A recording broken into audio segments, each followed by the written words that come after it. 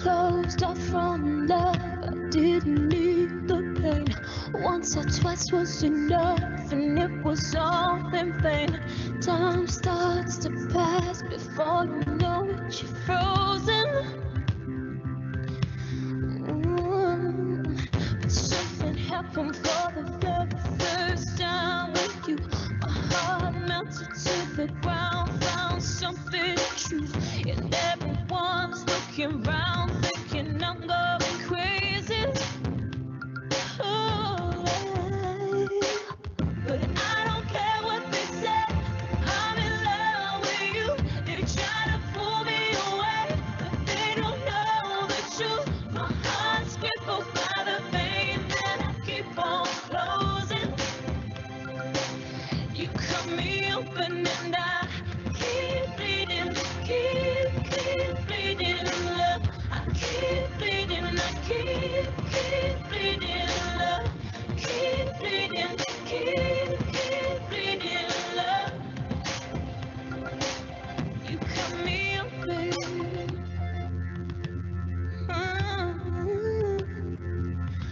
Trying hard not to hear, but they talk so loud. Their piercing sounds fill my ears, try to fill me with doubt. Yet I know that the goal is to keep me from falling. Hey, but nothing's greater than the risk that comes with your embrace. And in this world of loneliness, I see your face. Yet everyone around me thinks that I'm going crazy. Maybe, but I don't care what they say. I'm in love with you. They try to pull me away, but they don't know the truth. My heart's crippled by the pain that I keep on closing. You cut me open and I keep bleeding, keep bleeding, love. I keep bleeding, I keep bleeding, love. Keep bleeding, keep bleeding, love. Cut me open, and it's draining all of me. Oh, they find it hard to believe I'll be wearing these scars for everyone to see. I don't care what they say, I'm in love with you. They try to pull me away, but they don't know the truth. My heart's crippled by the pain that I keep on closing. Will you cut me open and I keep bleeding, I keep bleeding, keep bleeding, love. Oh, you cut me open and I keep bleeding, I keep bleeding, love.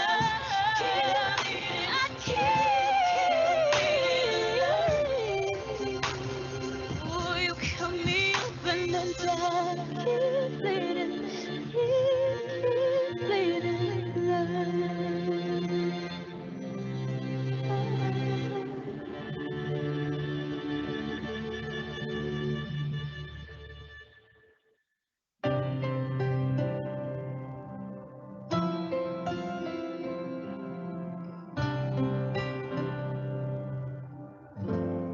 She's always on my mind.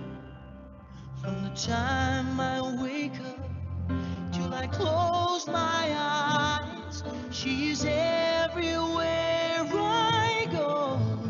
She's all I know. And though she's so far away, it just keeps getting stronger every day. And even now she's gone, I'm still holding on. So tell me, where do I start? 'Cause it's breaking my heart.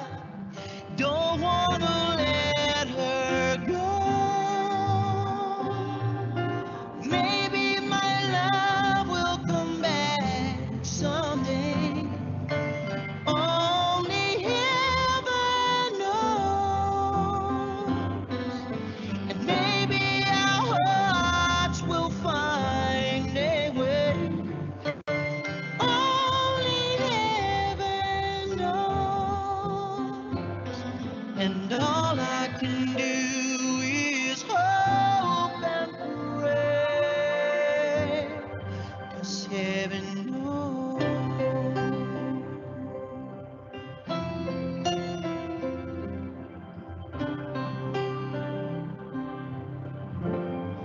My friends keep telling me that if you really love her, you gotta set her free. And if she returns in kind, I'll know she's mine.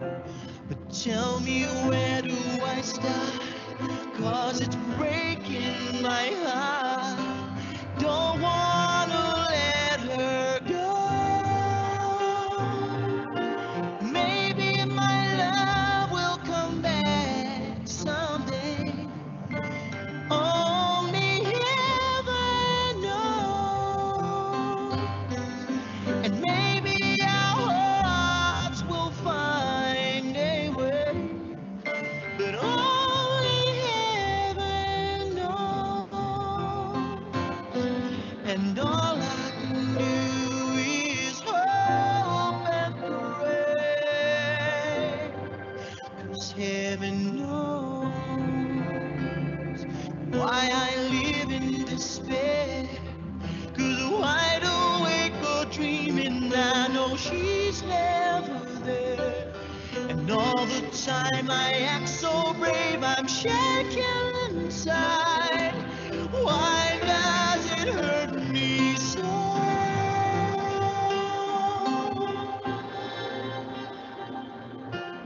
Maybe my love will come back someday. Only heaven knows. And maybe our hearts will find a way.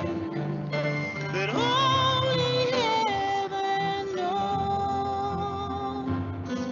And all I can do is hope and pray, 'cause heaven knows.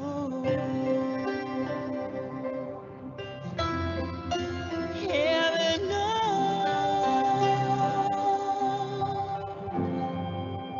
Heaven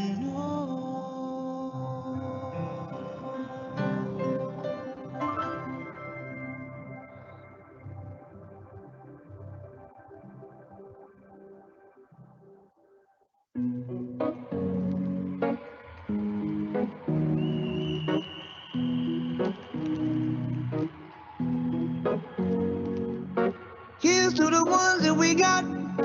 Cheers to the wish you were here, but you're not. 'Cause the drinks bring back all the memories of everything we've been through. Toast to the ones here today.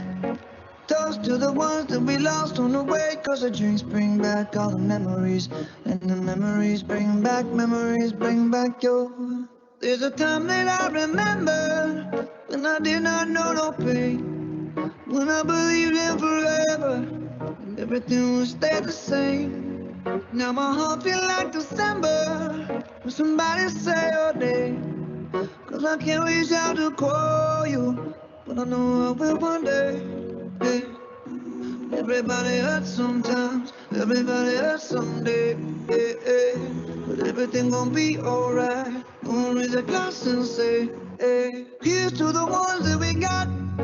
Cheers to the wish you were here, but you're not. 'Cause the drinks bring back all the memories of everything we've been through. Toast to the ones here today. Toast to the ones that we lost on the way. 'Cause the drinks bring back all the memories.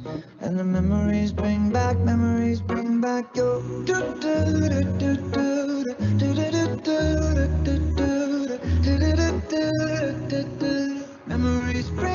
Memories bring back your. There's a time that I remember when I never felt so lost. And I felt all of the hatred. It was too powerful to stop.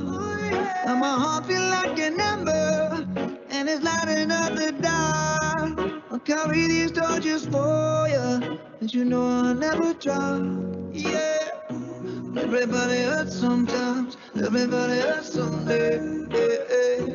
But everything gon' be alright. Gonna raise a glass and say, hey, here's to the ones that we got. Cheers to the wish you were here, but you're not. Cause the dreams bring back all the memories of everything we've been through. Toast to the ones here today. Toast to the ones that we lost on the way. Cause the drinks bring back all the memories. And the memories bring back your memories bring back your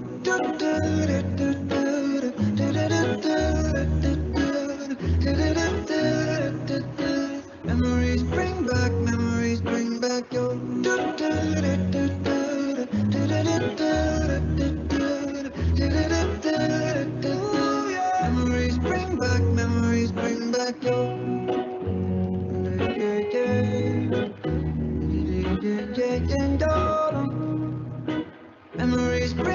memories bring back your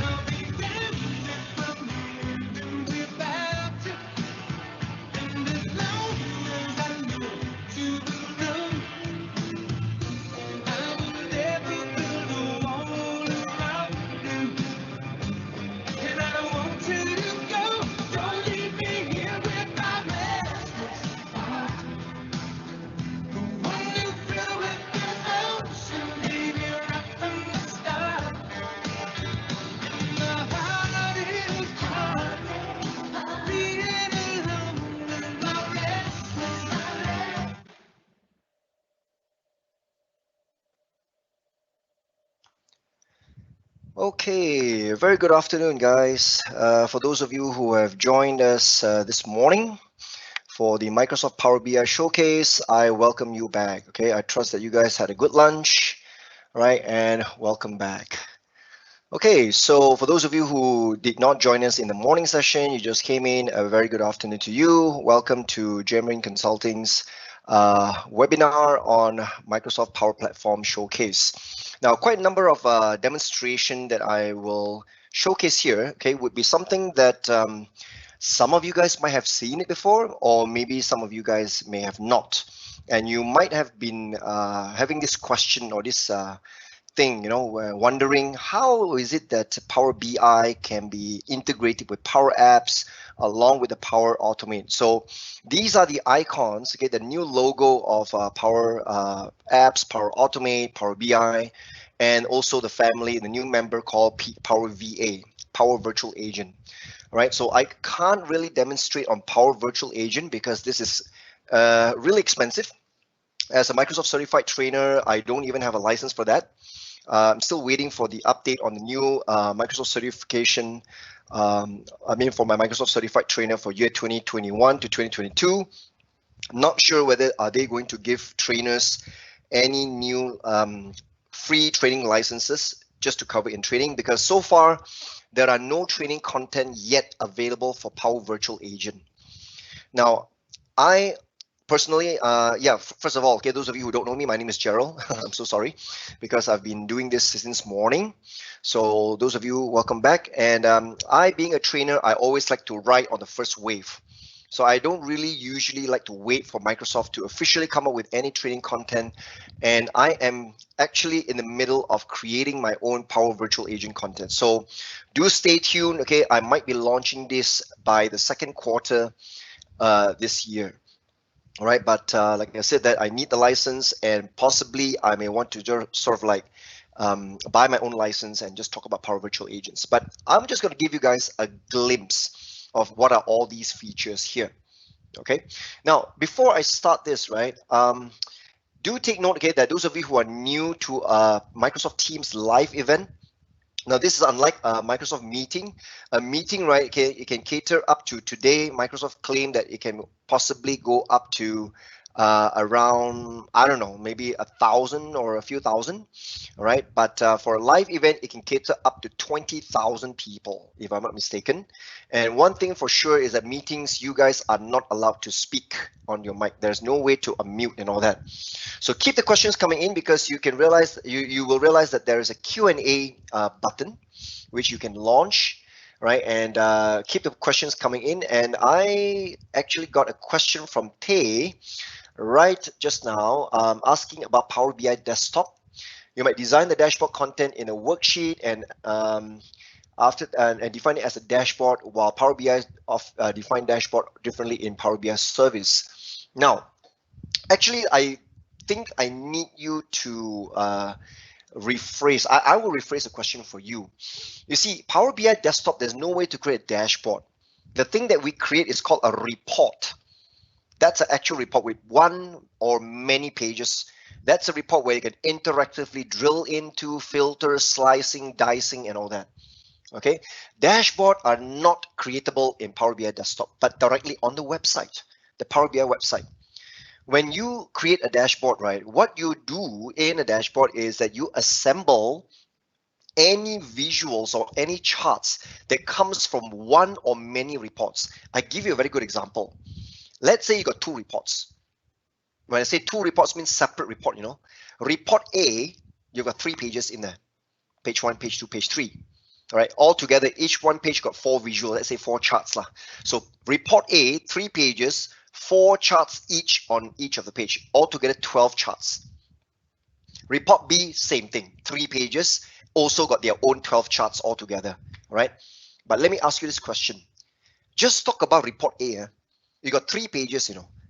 Now, at one given point of time, you can only view 1 page. The other 2 pages cannot see.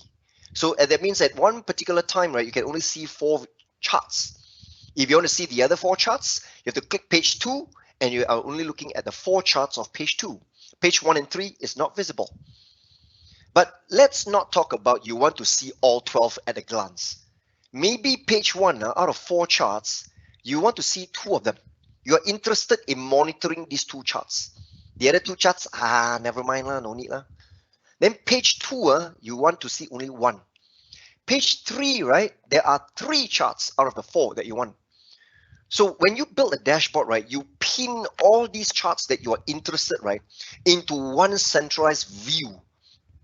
A dashboard is a view where you guys, okay, can actually look at it in a glance, all the charts assembled together, and you can continuously monitor. So what I usually affectionately call it, right, a dashboard is for look and see and look.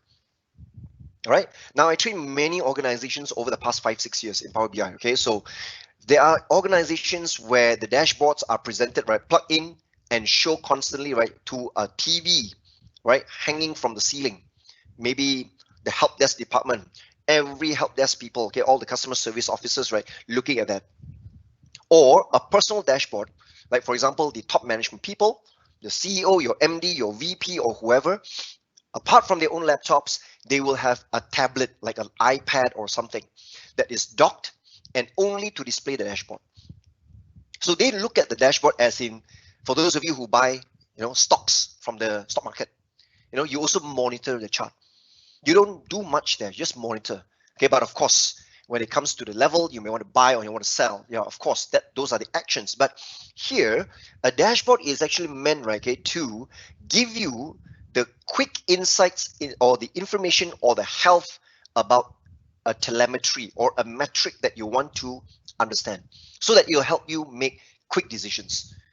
Right, so a report, on the other hand, right, okay, is a real report where you click on the page and you can click drill, you can filter, you can do all that. But the dashboard, you just stare at it. Maybe you can create an alert. Okay, alert me when the sales reaches above 35 million. Right now, it's only 30 million. I don't want to look at it.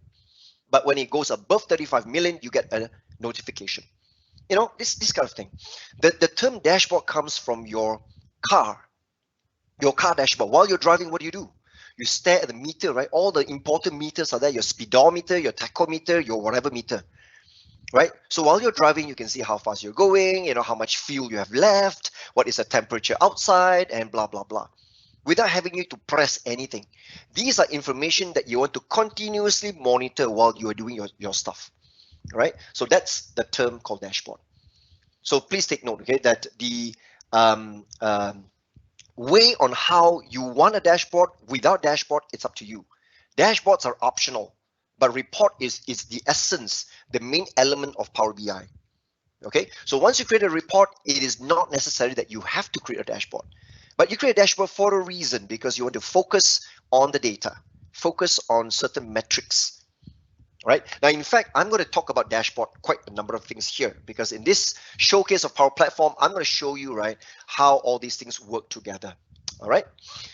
Okay, so now without further delay, because we only got 2 hours, and 2 hours in a webinar is nothing, because time flies by just like that. Okay, so I've got 3 demonstrations to show you. Hopefully, I've got enough time to do that, because during lunchtime just now, all right, I have already set up some of my demos, and in fact, some of them linked to Azure.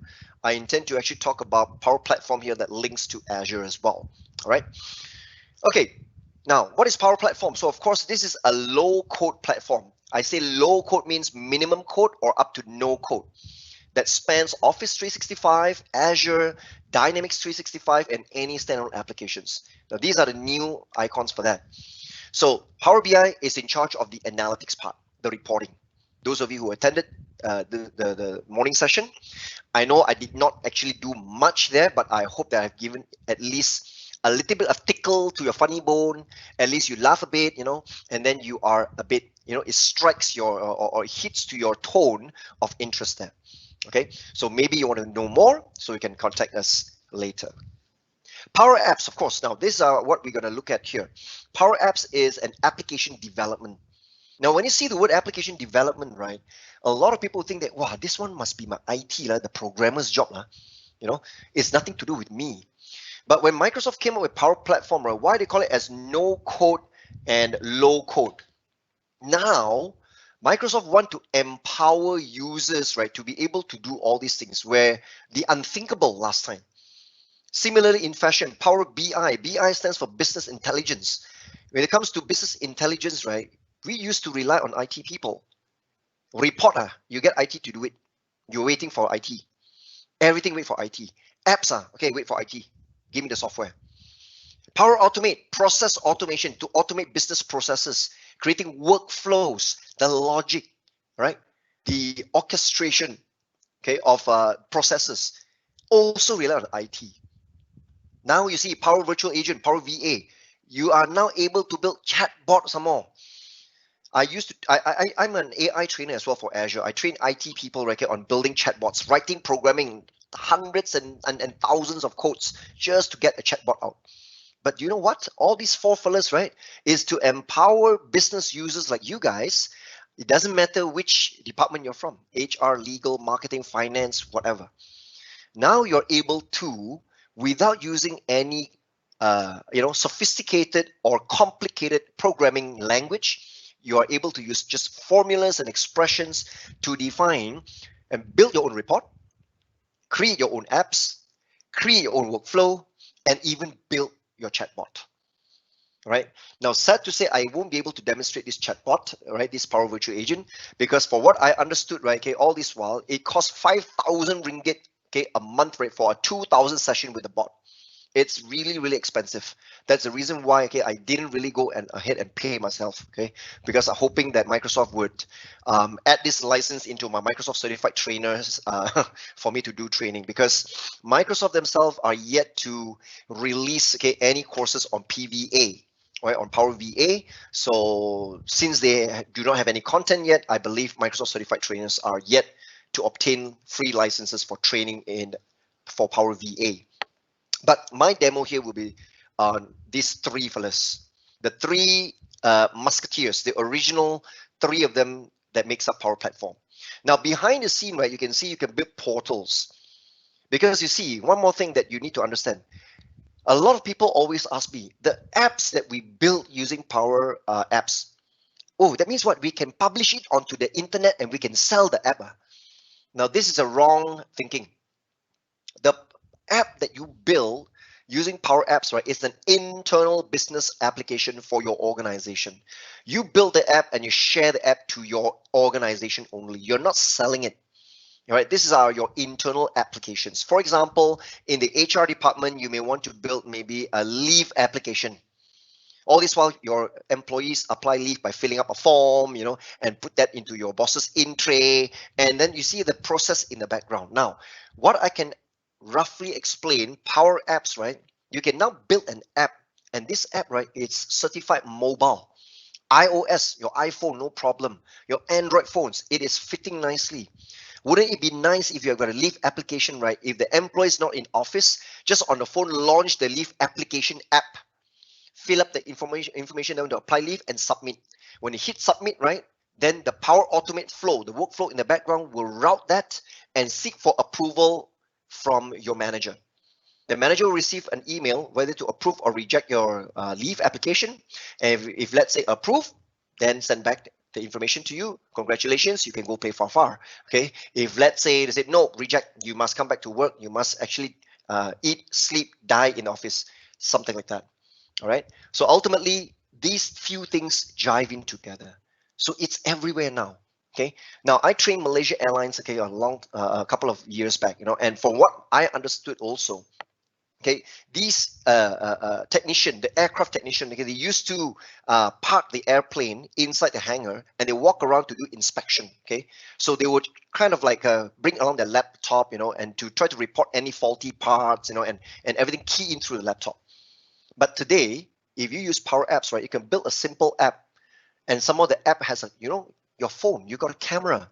Anytime you want to report faulty, you take a picture, that's an attachment, and you report that part faulty, and immediately the workflow can then route it and save the data into a database, and also maybe even to invoke a new request to order the part from Boeing or Airbus or whatever company, So these are all very, very, very simple and rough examples, okay, that how Power Apps, Power Automate, and all this is done. And so far, again, what about Power BI? What is Power BI doing together with all these brothers, all the siblings here? Power BI is the reporting.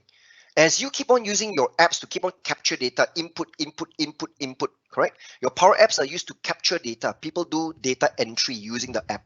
The data must be stored in the background in a database. Now, let me introduce you guys to Common Data Service that was formerly known. Today is called Microsoft Dataverse.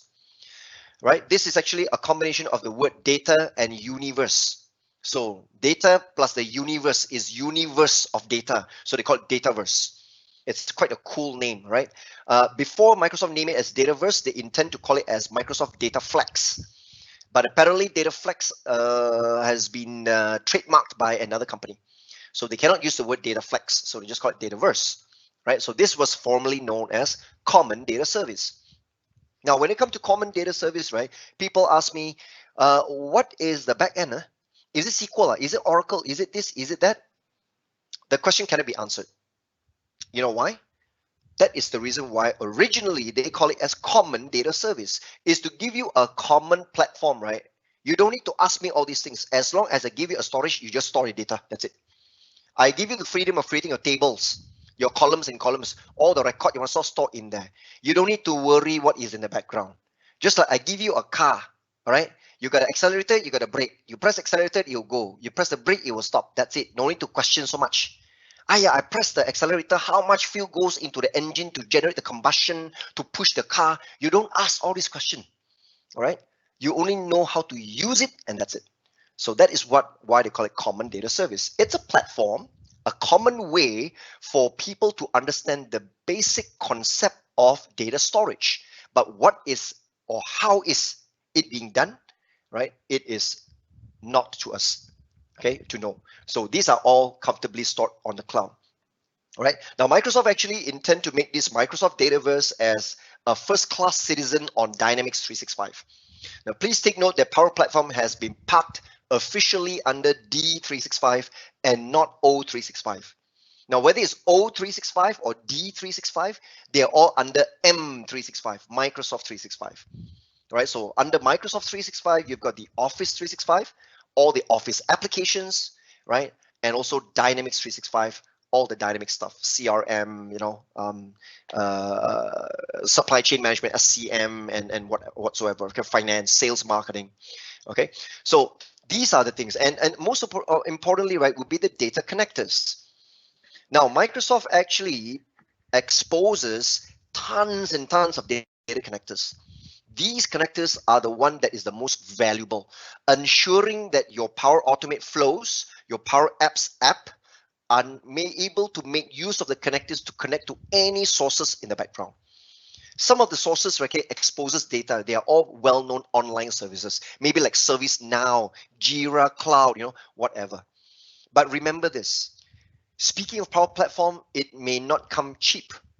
You must understand, okay, that Microsoft Dataverse, right, okay, you need to at least have the Power Platform Plan 1. At least on your Power Apps, you have to pay extra license for Plan 1 or Plan 2. Now, last time P1, P2, today is called per user plan or per app plan. It used to be when I started, it's called P1 plan, P2 plan, right? But for me as a Microsoft certified trainer, immediately I got a never-ending trial for P2. That means per user plan. Per app plan, right, is the minimum. Okay, last time used to be $7. When I say is USD per user per app per month, right? But today they have even increased the price to $10 per app. That's only one app. If you got 4 apps, you have to buy 4 times. So 4 times 10 is 40 USD. Just because you want to use Dataverse and any other premium connectors to premium data sources for those apps. So if you have got more than 1 or 2 apps, it is more effective or efficient, cost effective, right, okay, for you to pay per user plan. So the license is attached to the user and allowing you unlimited creation and accessibility to all the apps, unlimited apps. But this per user plan, it's 4 times more expensive. It's $40 per user per month. It's per month. Okay, so that will attribute to $480 per year for one single user, but unlimited number of apps, unlimited flows, and all that. Okay, and also AI is getting very, very, very prominent. Like I said, virtual agent. You see, Power Virtual Agent, when they introduce chatbots, ability for business user to build chatbots. This allows us, right, okay, to have an AI builder.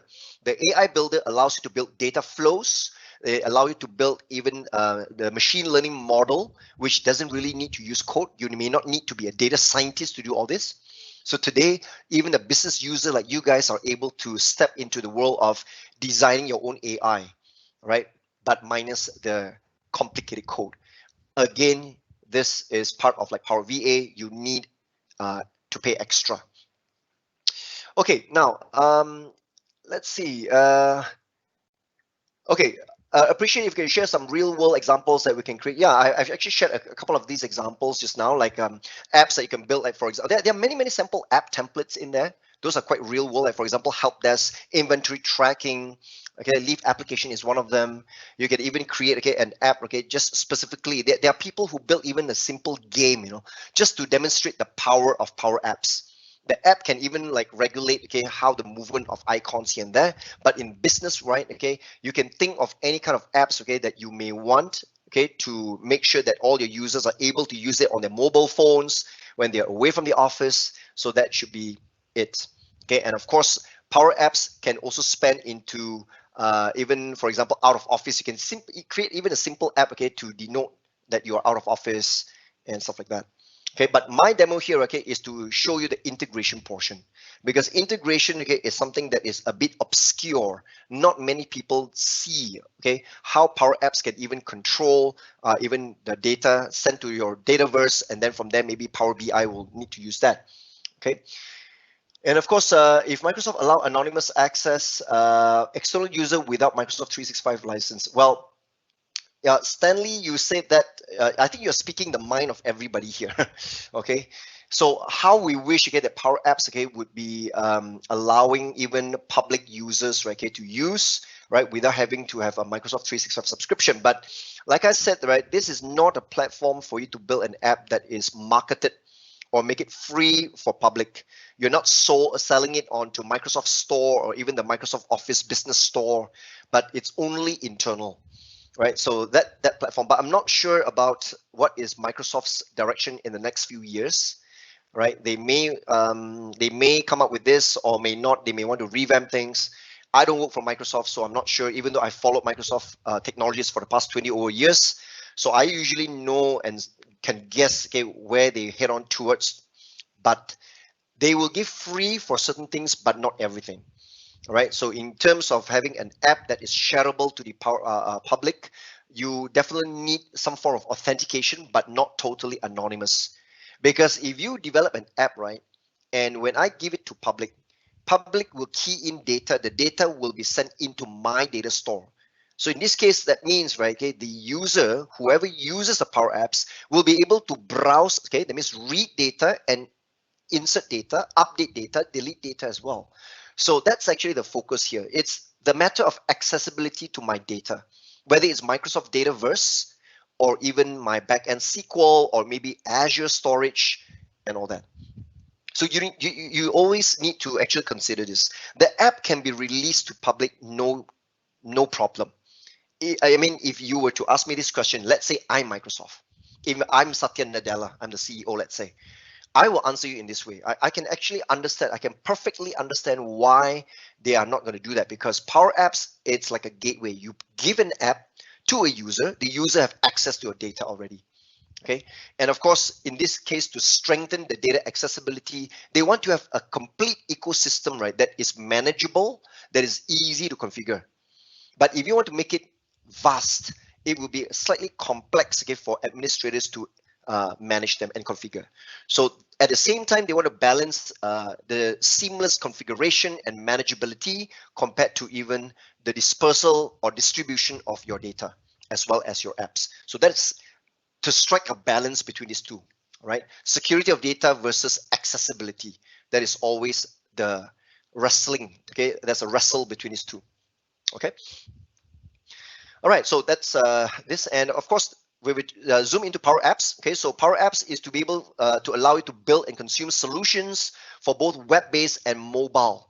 So you see, for your mobile phones, your tablets, okay, all can view the same thing. At the same time, you can view your app, right, run it on a browser on your laptop. So task-based, role-based, canvas apps. So because Power Apps are divided into a few types of apps, generally speaking, we've got canvas apps. Okay, a canvas app is the most generic app that we build that can run on mobile and web. The second one is called a data-driven, okay, or model-driven app. The model-driven app is an app that is looking at your Dataverse. What is the formation or the design of your data model? We call it as a CDM, common data model. So the common data model, right, okay, is the data model that comprises of one or more tables, and each table got one or more columns that you design, part of Microsoft Dataverse. Because last time it's called CDS, Common Data Service. So right now it's called Dataverse. But the model that you store inside your Dataverse is still called a CDM, right? So model-driven apps, okay, is the process whereby you generate the app that resembles directly how much data or table that you have, and the screens are auto-generated. You build essential forms and views, you know, directly from your Power Apps. Okay, and of course, I can only demonstrate simple canvas apps. Now, please do not expect me to design immediately, okay, a very nice functioning app okay, within these 2 hours. I'm not that super or Ultraman here, okay? I don't have much time to do that, but most importantly is to deliver the functionality. I want it to be simple so that you guys can see it clearly.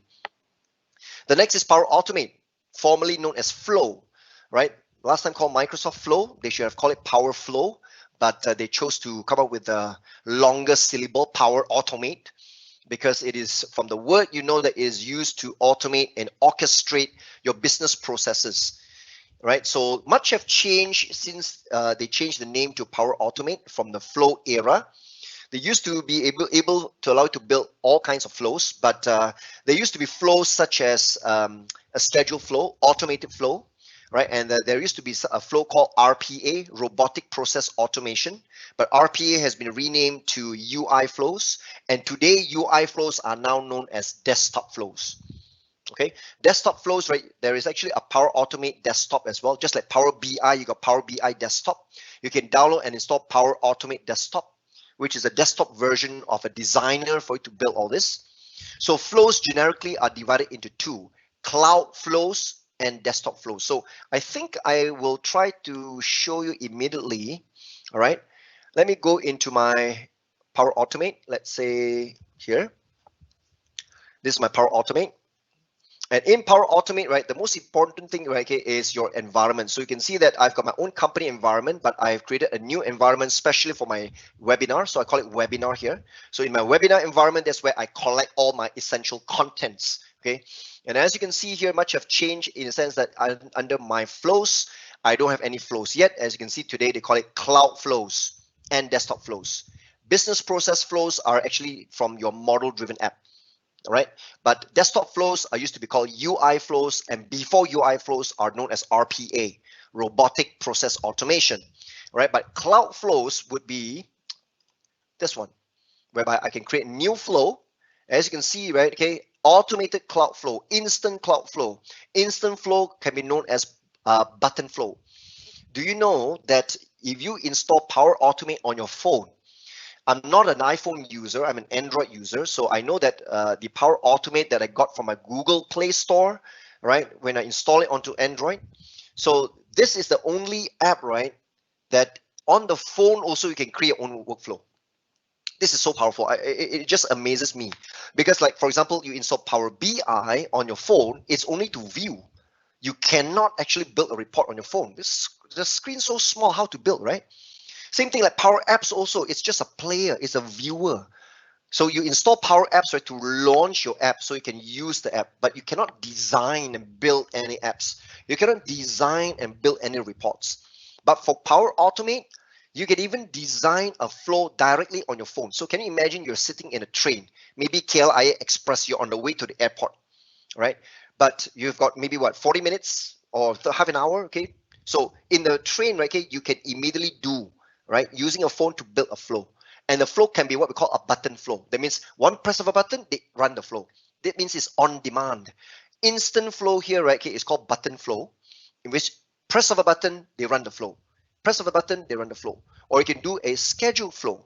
Scheduled flow, see? So today they use the word cloud flow. Cloud flow means the typical flow that we build on top of, compared to desktop flow. Desktop flow is the one that I told you previously known as UI flows. Okay, so ultimately these are the few types of flows that we can build, but let me just remain here for a while. Okay, I'm going to show you the demo soon. So Power BI, I'm sure you guys know already, because out of the three musketeers, Power Apps and Power Automate, Power BI is the more popular ones. More people want to know Power BI rather than the rest of the other two guys, because reporting seems to me everybody wants to know data. Everybody wants to connect to the data and view how well are they doing, okay? How much are they missing, right? What actually went wrong, okay? In the month of August 2020 and compared to the previous month, 2020 July, what actually happened? Why does it go down? You know, you got all these kind of data related questions that you want to get answers. And that's the reason why all the live dashboards, okay, all the reports you build using Power BI, that's why making Power BI more popular. Okay, but like I said, that my particular showcase here, right, is to demonstrate, which not many people have actually shown this, Even in training, okay, they never ever cover that. You can go for official Power BI training by Microsoft. Okay, they only cover Power BI, that's it. Not many trainings they talk about the integration. Even got integration also, it's got to be very, very simple. Now, even though the simple one that I want to show you, right, okay, is how to write, okay, the lightning in which Power BI plus Power Automate plus Power Apps all in one. How do I embed a Power BI into my app, Power Apps? Okay, and what can I do in my Power Apps, okay, to even configure my Power BI to be able to display the report that I needed. All right, and on the other hand, right, okay, how do I get my Power Apps, right, to input data? The data will be sent directly to my my data, okay, my storage, and then from the data set, okay, my Power BI report, okay, will be able to dynamically change. Now, I also want to demonstrate the real-time streaming data to your dashboard, making your Power BI dashboard really, really a masterpiece, really wonderful. Okay, for those of you who understand Power BI, you know that your dashboard is stagnant usually. Okay, periodically every half an hour or 1 hour, maybe you know that your backend data set has got new updates, then you have to refresh. After you refresh, only you see whether are there any changes reflected to your dashboard. But what I'm bound to show you, right, okay, it's like banking, like stock market. Have you ever imagined the dashboard? Okay, automatically the line chart goes up and down live, as the data come in, they immediately show. Data come in, immediately show by the split second. That is something that is really, really powerful. Okay, so I do not want to ding dong too long on PowerPoint slide. Again, let me tell you, those of you who don't know me, I'm not really a PowerPoint slide trainer. Okay, so I usually, when I see a slide, I will talk stories until the cow come home. So that is why I try to refrain myself from talking too much, looking at the stories, on the PowerPoint slide. So the last thing I want to show you here and talk about would be virtual agent, PVA. Power Virtual Agent, you can see screenshots. I cannot demonstrate anything, but the screenshot shows you how I can build a bot, a chat bot that you can talk to the computer reply you, right? You know that we are in the era of bots, right? You go into even e-banking, they've got a lot of their own bots, okay? How would you like us to help you, or maybe you go into even AirAsia, you book your flight ticket already. Yeah, it's been so long since we have a chance to travel. I know that. Everybody misses that, okay? I miss that as well. But let's talk about AirAsia. Let's reminisce that. Right, you book some tickets through AirAsia, okay, and you want to check out something, you want to find out your booking, you want to check the status of your booking. So today you chat to the bot, you don't even need to talk to the human being, right? So chatbots are everywhere, right? Ultimately speaking, this is going to be now and the future. And all this while we rely on technical people who possess the expertise, right, on programming in order to build these chatbots. But with Power VA, you can actually utilize many out-of-the-box flows that can actually regulate and also determine how the bot will function. If you look at the design here, right, let me just try to zoom into this screen here. Look at that. You can build screen by screen. See, based on the condition, if this one, the user answer yes, then you can see based on what question, then what would you like me to do? Then you give them multiple choice, depending on which choice the user tap in. And then you're going to break into this. So you are designing the bot, right? You're trying to pre-program the intelligence of the bot, right? But they're all being pre-programmed. Of course, you cannot something like Siri, that you want to intelligently tell me a joke, okay, or sing me a song, okay, or how's the weather today, or do I need to bring an umbrella, No, not really up to that. But this is actually like a bot, okay, that presents the user options, okay, a menu item. So this is actually like the first generation chatbot. From the days when we speak on the phone, right? Press 1 for English, press 2 for BM. When you press 1 already, then you say, okay, what would you like to press 1 for the main menu, press 2 for this, press 3 for that, correct? So it's the same thing, but those were the days when you press the keys on your phone to go into different sub-menu options. But today it's all chatbots, okay? All right, there's another question here. Does Power BI report viewer require pro license to get the schedule refresh report? Yes. I don't even need to think. I can tell you yes. Anything talk about schedule refresh, automated refreshing, must be Power BI Pro. Okay, Power BI free, right? Okay, there is no way for you to make use of the way on how the gateway, because to schedule a refresh, right, you need to download a special software called the Power BI Data Gateway. Right now, this is not done by us. business user, must be done by your IT admin. All right, your IT people will download that particular software and install it onto a special computer, maybe a server.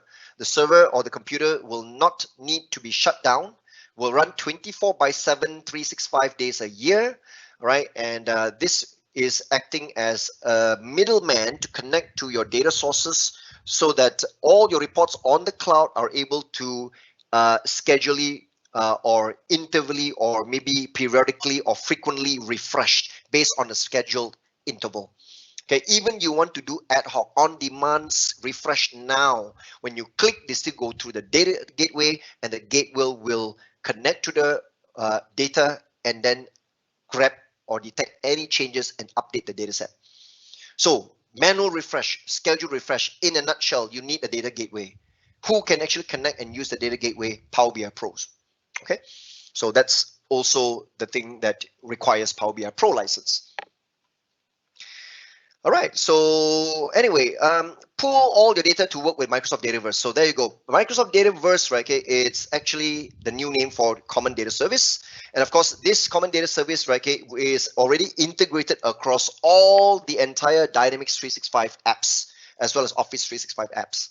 So Dynamics 365, Office 365, Azure, they've got full integration. But the part here, right, is that I'm not going to fully focus on Dataverse because Dataverse topic itself would take half a day already. I don't have the time to actually do all this. So like I said, I will actually show you, okay, the most interesting part that based on so many times I've trained my Power Platform from different organizations, I gather all sort of feedback from my participants, whether is it negative feedback or positive feedback. I always regarded everything as a constructive feedback. And because these will help me strengthen my formulation of my training structure as well as my content. And based on the demand, based on the request, I actually try to show something on integration, right? So let me run through this summary already, okay? So what is Microsoft Power Platform? They offer a point-and-click approach, which makes it easy for anyone familiar with Microsoft Office to create custom business solution. So all the four buddies here, okay, all the four buddies here. Power BI helps you analyze and visualize data on a unified platform with data from internal as well as external sources. Power Apps helps you build and deploy custom apps that work across web and mobile. Power Automate helps you create automation workflows from simple to advanced scenarios. And of course, Power VA helps you create chatbots. That's just a summary of all the product. Okay, so product information, I think I have taken up enough time. I do not want to go more onto that. Okay, so now let me show you my first demo here. Okay, so please do keep the questions coming in. All right, I hope that you guys are okay with Power Apps here. If not, okay, I'll just show you a very simple thing here. Now, the first thing that I want to show you, right, is I go to Power BI. You see, it's going to be integrated to my Power BI. I'm going to show you that, right? So from my Power BI, right, okay, what I intend to do, okay, is that I want to create a new streaming data set. Okay, I'm going to go into my webinar. Right, this morning I did this. I got a sample data set here already. I got a sample a report. I'm not going to worry about this, okay, but I'm going to create a new, not a normal data set, but a streaming data set. This is something on real-time data. You see, a streaming data set compared to a normal data set, right, okay, is different. This data set usually, right, comes from a predefined source like Excel or your SQL Server database or anywhere else. But like I said, the word streaming here means they can take data coming in and immediately report out. So it's real time. So, but there are many ways for me to build this. So my first initial way, right, when I build a streaming data set, you see, I can connect to Azure. This will be my upcoming demonstration, Azure, my next one. But first of all, I'm going to do an API. The simplest way to build a dataset is an API base. So when I click next, okay, API stands for Application Programming Interface, just in case if you ask me. Okay, anyone want to know what is API? So we don't call it API, we just call it API. It's a programming thing. It's an acronym for Application Programming Interface. So it means a library. Okay, so new streaming dataset. Let me zoom in here. What name do I want to give? Let's say I will call it score card. I just call it scorecard, whatever. Okay. Now they'll ask me values from stream. So it's essentially something like I want to ad hoc, right? Okay, starting to build my own table, you know. Okay, I'm just going to actually start building my own table. I will just create a simple one. Okay, let's say first of all I got a score because it's a scorecard, so I got a score. See, as I type, they come up with the JSON data, not scare, sorry, score. And the score, right, I want to store it as a number. Only text, number, or date time only. Very simple, so number, okay? So by default, this just give you example lah, right? With the data, see, 98.6. I did not put in any value yet, so this one is just an example. Next one, I want to create, let's say, maybe name of the person, okay? So it will be, this is text lah, okay, name. And then I want to, let's say, call it, a contest lah, which contest, okay? It's also text. And then lastly, what date? This one is date time. Okay, you see, I've dynamically specified something like, I got one table called scorecard, and then inside I got 4 columns. The score column, the name column, the contest, and the date. That's it, very simple, okay? And immediately, right, I want this one. Historical data analysis, I want turn on. When you turn on here, this is very important. And when you turn it on means, right, okay, the data will be kept and keep on accumulating all the rows, record, okay? Then Power BI can able to generate, okay, the data for analysis. If you turn it off, right, okay, then no use, because this data set, right, one record come in, immediately they're going to stream output somewhere and they forget about it. They don't store permanently. You want this data set to store permanently, you must turn on historic data analysis. So just click on create. Okay, you see, immediately a new data set came out, right? And this one is called the scorecard. And this is the URL. This is actually the push URL, right? Don't worry about this one first. I click done. So I've got this scorecard data set here already.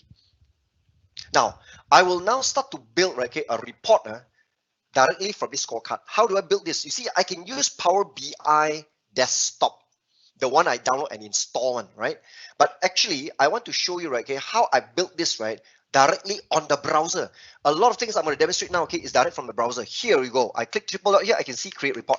Look at this, when I click create report, can you see the Power BI desktop interface now embedded directly in my browser? I did not even open Power BI desktop. It looks like Power BI desktop, smells like Power BI desktop, but it is the brother of Power BI desktop. It's not Power BI desktop. All right, so I got all these things, and can you see the table name by default, they call it real-time data, confirm one. This table name, you can just simply call it real-time data. They generated for me, but the data set name is called scorecard. So inside I got contest, date, name, and score. See the 4 columns there, right? But of course, no data view lah. Now, first thing first, I want to actually do something here. Okay, I want to create a, let's say I want to check the score. I check the score, all right, and then okay, I'm going to check a few more things here. Okay, I'm going to check the score. I want to actually do also a person. Maybe I will choose the name. Okay, name and score. Currently, of course, no data, correct now. That's why it's blank. Can you see now? This clustered, supposed to be a clustered column chart. It's supposed to show a column. Score by name. So it's supposed to have the name come out and then what is the score. All right. Now, you know what? I'm going to place this nicely here. I'm going to show you something here. Something really, really nice here. Okay, I'm going to put this like this. Okay, 1/4 of the page. Currently no data, that's why the thing is blank lah. All right. Okay, you know what? Even though nothing here, okay, I'm going to immediately pin this. First of all, they asked me to save my report. Okay lah, I just call it score report. The report must save first. Okay, I click save first. Then I pin this visual to the dashboard. See, I have to pin it to dashboard because I want to demonstrate how this thing is going to work on the dashboard. So I'm going to create a new dashboard. I just call it as a scoreboard. Scorecard dashboard, I call it scoreboard. Just like that. Scoreboard. Pin it. So once I pin already, right? Okay, now I go to dashboard. You see, when I go to dashboard, you see, the dashboard is here. So this is my chart. All right. Currently blank, nothing, you know, confirm lah, because I got the same chart, I pin it to my dashboard. Now back to my webinar workspace, you can see here, my score report here, the report is here, the dashboard is here. Dashboard, just look and see, remember, so the score report is here. So I'm going to go back to my report. I just pinned this whole chart, this whole chart that you saw here. Let me just go to the report. I edit the report first. This whole visual, the chart, blank one still, I pin it to the dashboard, getting ready only. Okay, now back to my report, I want to do something. This is where the integration comes in. I want to show you this, guys. On top of all these charts here, right, you can see there's a Power Apps for Power BI. This is something that a lot of people don't really know how to use. I can integrate Power Apps and embed an app into my Power BI report, you know. This is something like a remote control like that. Okay, let me show you. I click Power Apps for Power BI. Click outside first. I'm not selecting this. I click outside first. I want to add Power Apps for Power BI. When I click, it comes to here. Let me move this further, right? Okay. See, I'm too gung-ho already. Wait. Move it to the next door. All right. And I'm going to make it very big. Fill up the next half. All right, good. So now using these Power Apps, okay, this is actually a container getting ready, okay, for me to try to build something. You see, I'm trying to actually create a feel. You see all these columns or not? Remember, these are all columns from my table. Currently got no data, right? My mission is to get this table, this app to connect to the table. So using the app to do data entry. So every data I key into my app, I submit, right? They're gonna actually store into the table, and then the chart will show me the data. That is the whole idea. All right. So what I want to okay, is very simple. Okay, I'm going to first of all put the contest, the name, and then the score. You see, I check all three columns from my table. I put it into the Power Apps, and then I need to choose my environment. Make sure that I select webinar environment because I want everybody to be consolidated into the same environment, webinar. Okay. So now I can click create a new app right now. I can totally create a new app from this. Once I drag all this column, I click create new. They're going to bring me to my Power Apps maker now, the Power Apps Studio. Watch this.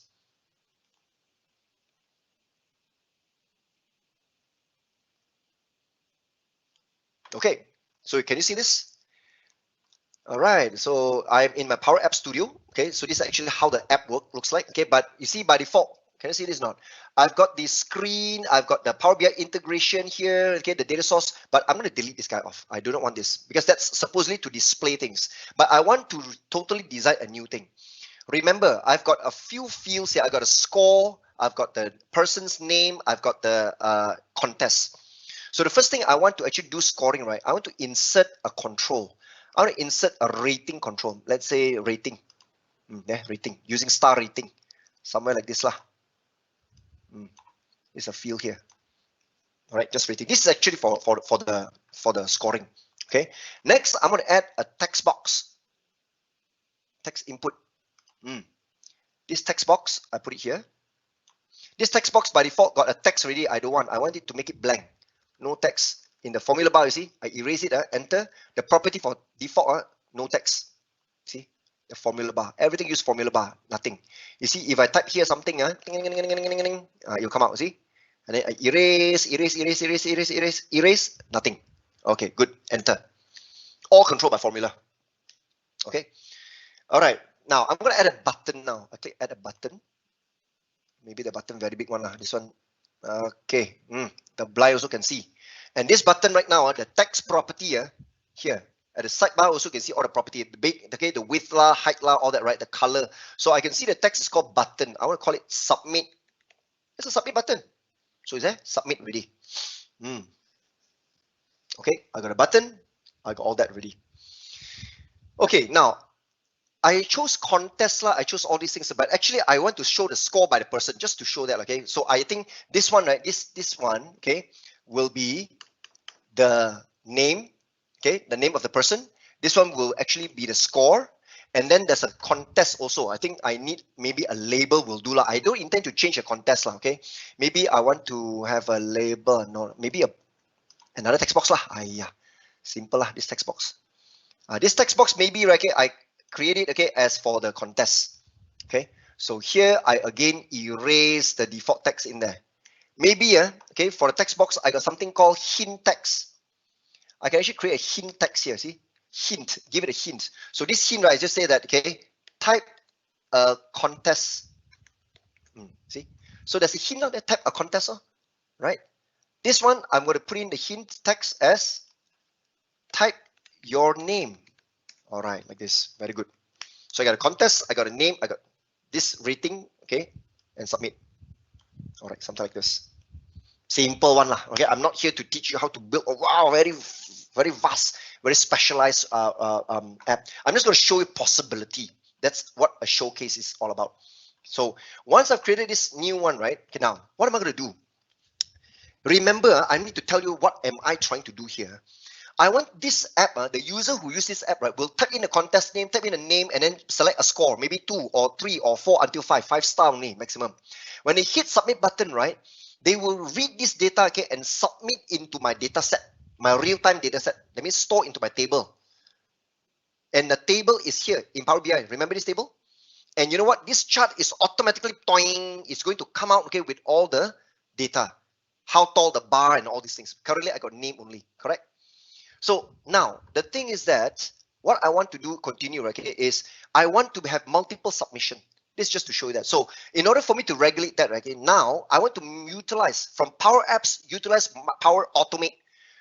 So that means every time the user click the submit button, I select the button, right? In the action here, on select, you see here, on select, right? What am I going to do?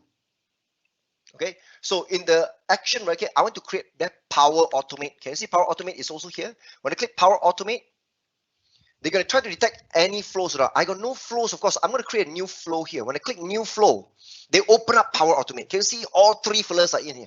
Look at that. Power BI is here, Power Apps, Power Automate. The 3 musketeers are complete now. When they open up Power Automate, right, they bring me to this part.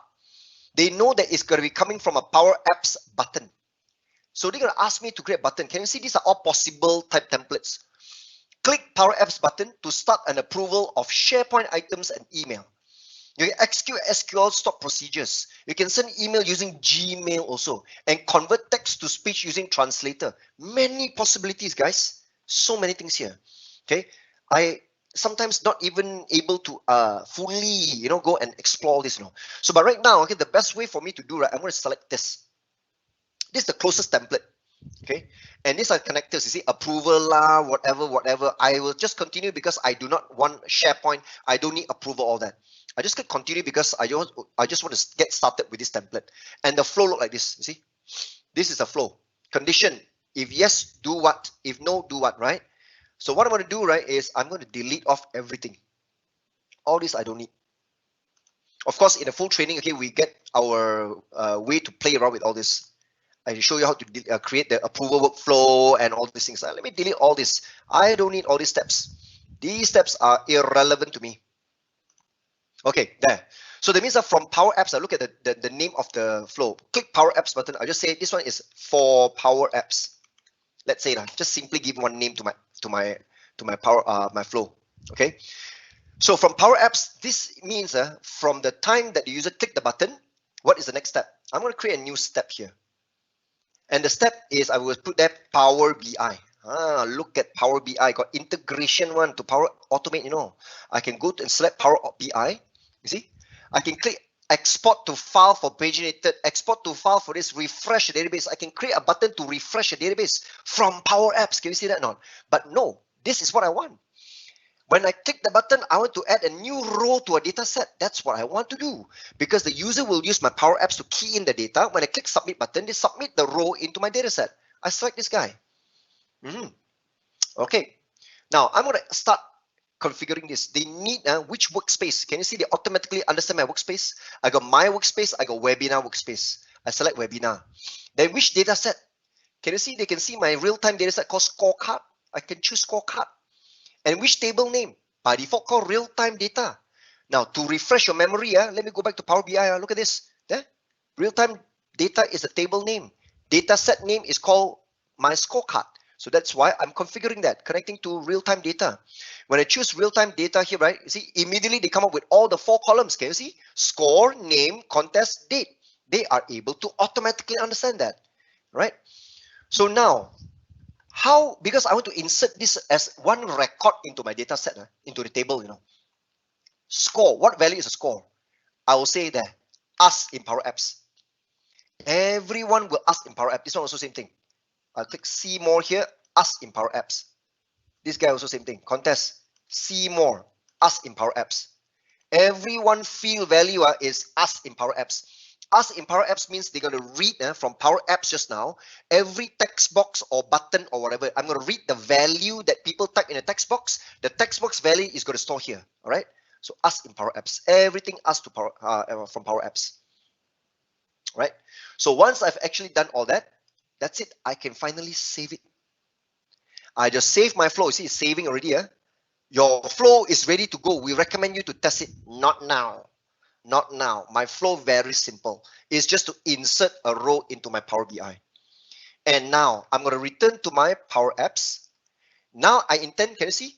The flow already shown here. Can you see from Power Automate called for Power Apps? Because now my name here called what? For Power Apps.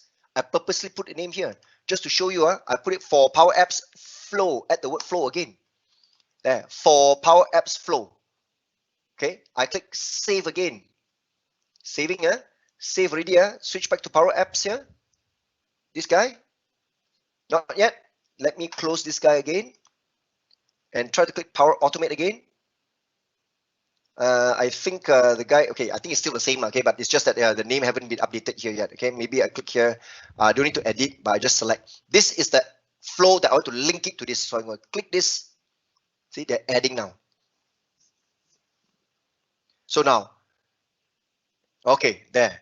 When they click add, right, you see now, they move it up here. They say now the flow is associated with button 1. There you go. When they click button 1, they're going to run this flow. But look at that, the formula bar came out. For Power Apps, there's a flow name .run. When you want to run, you need to pass in all these parameters. Look at that. They are looking for score, name, contest, and date. That is how. So they want all these values from there, okay, as a parameter. I need to supply in what is the parameter. So in this case, okay, I will now pass in the parameter. For example, number 1, the score. The score is from this guy. Correct or not? When the user click how many stars, there's a score lah. So it's called rating 1. So I'm going to put there. You see, it's rating 1, right? So again now, back to here. The runner. I'm going to put there rating. There, I found it. Rating 1 dot. I read the value of rating 1. All right. Comma. Next one, they're looking for name. Name is which one? Name is this guy. Name is this one, okay? So the name here, right, is what? Is text input 1. This one must be text input 2. Okay, so the name of this guy, text input 1. So come back to here, comma. The name will get it from text input 1 dot the text property. Read the text property, comma. The contest is actually text input 2 dot text. All right, and then the date. Okay, what is the date? Date, I'll just put it using now function. Now function. Now function is to get the current date and time. See, now it's actually 2nd February there, 3:04 p.m. Wow, 3:04 already. Okay, I need to speed up already. Okay, close it. There you go. That's it. These are all the parameters I need, and these are how I send the data in. So I press enter, and it's all done. No more problem already. Okay. And you know what? I think it's time for me to save my stupid app here. Very, very crazy, very simple app here. All right. Let me just save it now. I'll click go to file here, and I call this app as my scorecard app. I can choose any icon, all that, no problem. Okay. I'll just give it a name here, and I click save. And at the bottom right hand side here, save. All right. So I've got one app saved onto my Power Apps. And you know what? This app is going to be embedded automatically in my Power BI. Let me show you. In Power BI, can you see the fella is fetching my app and running my app here already? Scorecard app. Look at that. Ooh, look at that, man. So you know what? I can immediately test here, you know.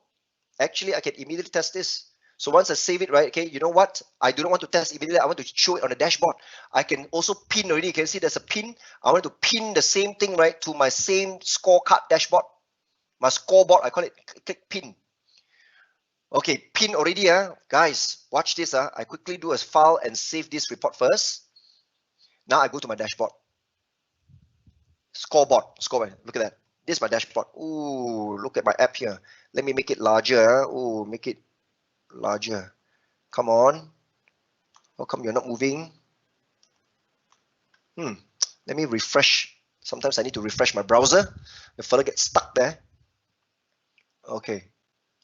All right, there you go. All right. Okay lah, like this. Now watch this. As I type a contest. Let's say contest. Power BI. PBI lah, call it. My name. Okay, I put my name there, Gerald.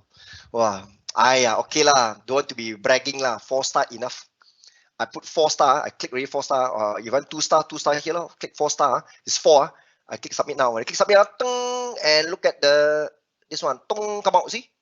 Ooh, Gerald there, 4. Look at that. Next one, okay, different contest. Maybe, okay, let's say, or maybe same contest, because here is not contest. It's only score by the name. Maybe a different person's name. Now, Jason, right? Jason, maybe 3 star only. I click submit, and then toing, you come out. Ooh, look at that. Got animation some more, right? And Jason continue, okay, maybe a different contest lah. Maybe now it's, let's say, PA, Power Apps. This one, maybe 2 star. So just now was 3. 3 plus 2 become 5. He will overtake me already. When you click submit, wow, look at that. Jason come out, number 5, you see? Maybe add another one, different user. Let's say, okay, Michelle. Right, Michelle score 5 star also. When you click submit, wow, Michelle came out. Holy crap, look at that.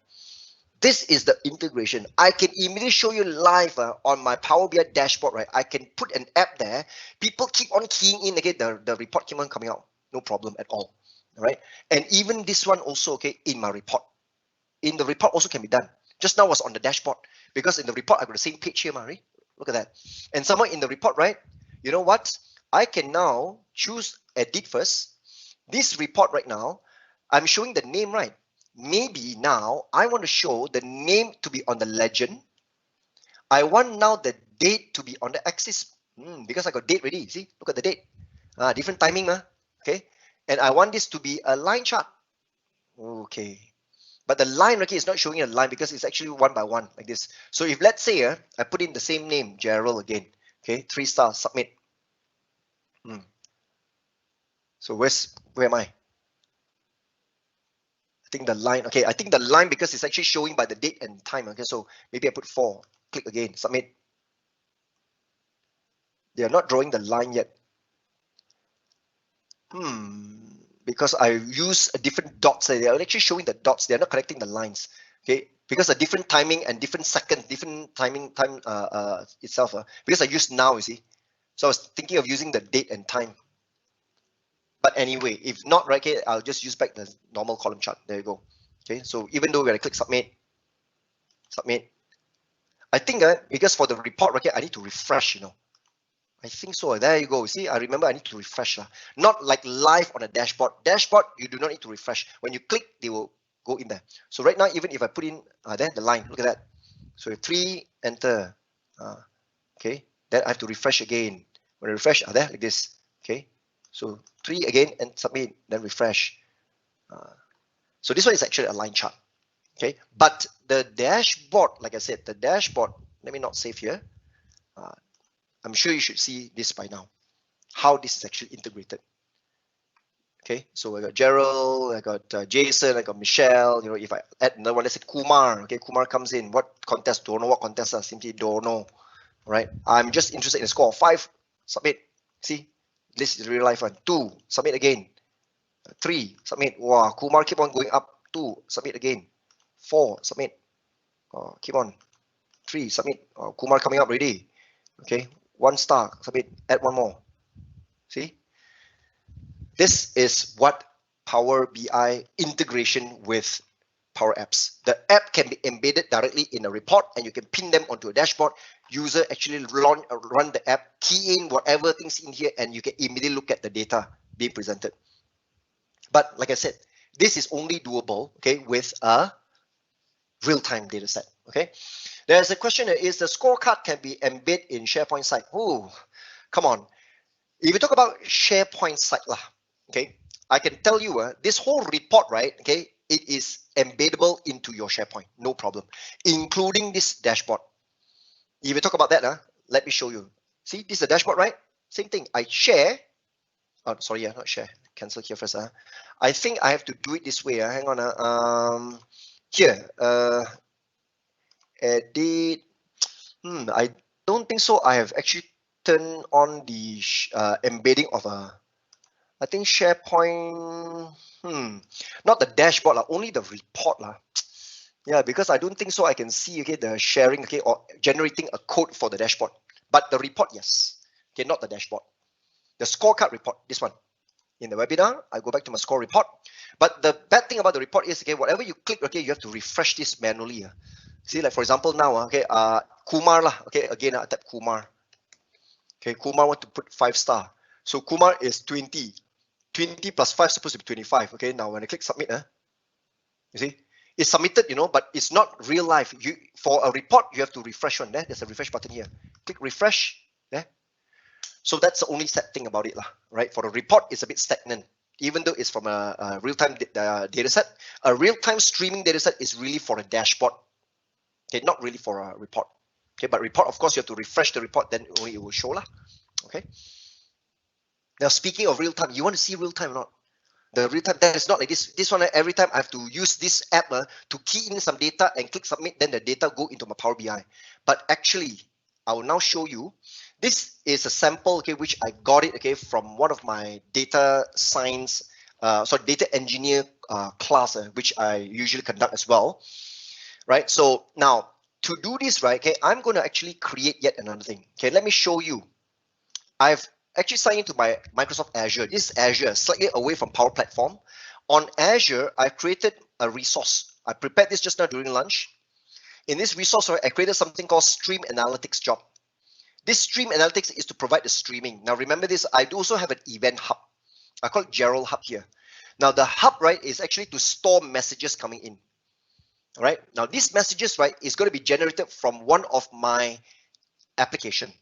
I created an application, okay, that will stream and send data or messages into this hub. The hub, right, is something like a message queue, you know. All the data goes into the queue, but this data is going to be ingested by the streamer. The streamer, right, is actually the stream analysis, the stream analytics. So what I need to do right now is in this stream analytics, right, I have already created my input. See, called phone stream. The phone stream, right, okay, is actually input incoming from the event hub. But I need output. I haven't created my output yet. So here I'm going to click add. Look at the output. I can output to Power BI directly. So I select Power BI as an output. And I need to authorize first. So I need to click on authorize so that I need to sign in with my account. Let me sign in with my own account, my Power BI account. Okay, so there, done already. So I'm signing as Gerald Hong, my name, and you can see the workspace is webinar. Output alias, I'm just going to call it PBI stream. That's the output. Okay. Data set name. I want to give a data set name, just like just now when I created the a streaming data set called a scorecard, right? Now I want to call it as phone. I call it real time phone. Okay. Table name, I just call it phone. Whatever. Authentication mode, okay, just use user token. That's it. All right. All right. So now once I click save, I'm authenticated. You see, they are now testing my output connection to my Power BI. They're able to define that as an output. Look at that. The SIG is Power BI. The name is called PBI stream. Now, what do I need to do? Now, let me tell you roughly. I'm going to run after this a command prompt application. The application will start generating some dummy data. The data is about phone numbers, okay? A caller calling the target recipient phone number, all right? And then how long the duration and what country origin, what is the target origin. So it's just generation of some telephone numbers, right? Now, this application, I'm going to show you, hang on. I need to run this application from a place. Give me a second here. I need to look for my files. Hang on. I need to go in. Okay, good. I copy that. Let me show you. I'm going to launch command prompt. This is a command prompt. I will cd and go directly here. Okay. So inside here, okay, I've got this. Let me do a dir. See, I've got this telco data gen. It's a telco data generator. It will generate some data. Now this telco data gen, right? Okay. Now I will need to run like this. I call it telco data gen.exe. Okay, space.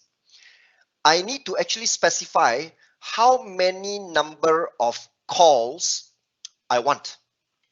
Okay, how many number of calls I want to run per hour. All right, so let me type there. Okay, let's say 2,000 calls per hour. Space. And how many number of percent, okay, are fraudulent calls? I'll put that 20%, 0.2 lah. This is actually, okay, to generate some simulation. A lot of calls coming in, okay, but 20% of those 2,000 calls per hour, right, are considered fraud calls. That means prank calls, all right? And how long am I going to run this? I'm going to run it for 1 hour enough, one. So 2,000 calls per hour, 20% of them are simulated prank calls or scam calls, and 1 hour running it. So now I'm going to press enter right now, and you can see the data coming in already. Okay, there. Simulated. Keep on running for the next 1 hour. You will be running and running and running just like that. UK, Australia, Germany, whatever. See, all this, just some sample data. And this data will be sent to my Azure. And now what? I'm going to quickly go to query. In my query right now, I want to actually paste, okay, a SQL statement, right, okay, to define. Can you see the data coming in? Can you see? Immediately, you know, I keep on refreshing. I see. They can see the data from the input already. Look at that. A lot of data coming in already from Azure. They can see that. Switch number, lah, see, system identity, calling number, whatever. Okay. Now I'm going to do a simple select statement, a SQL query. I replace this query, whereby from phone stream, okay, I want to put it to my into the what is it called? PBI stream. Yeah, PBI stream. That's my Power BI. So select all from my phone stream and input into my streaming dataset Power BI stream. So for between 1 to 5 seconds. So every 5 seconds, I'm going to transfer the message and direct dump to Power BI. Keep on dumping to Power BI. As the data come in, they're going to stream to Power BI. That's it. I'm going to save the query. And in order for this thing to work right now, guys, I'm going to start the job. This is a streaming job. It's a job. I can click start the button right now. Start. This job will run forever until I manually click the button here, stop, to stop it. Now it is starting. I'm just going to wait for it. Once the job started, right, you guys are going to see magic. This is going to be really wonderful because as the data keep on, you see, still running, you know, still streaming, still coming. It's going to run for 1 hour, lah, right? And now my mission, right, in Power BI, I'm going to show a chart, a line chart, right, based on the time and then how many number of fraud calls. It's going to be real life because it's streaming right now, the data coming in. See, these data are stored into my queue. There's a service that keep on collecting all this data that is output from my program, right? And then this guy, this stream analytics job is going to read all this data from the queue, okay, and straight away stream it over to Power BI. Okay, while waiting for this job, let me answer some questions first. If we use SQL database to store data and end user use dashboard to update Power Apps and Power BI for report, the end user and developer need what kind of license to proceed? Okay, in this case, right, if you talk about if you use SQL as a storage, okay, your SQL server is a storage. Now, the most important thing is that your Power Apps, when you build the app, you need to be able to read and write data from and to your SQL server. You need minimum the per app or per user license. The normal Power Apps for Office 365 is not enough.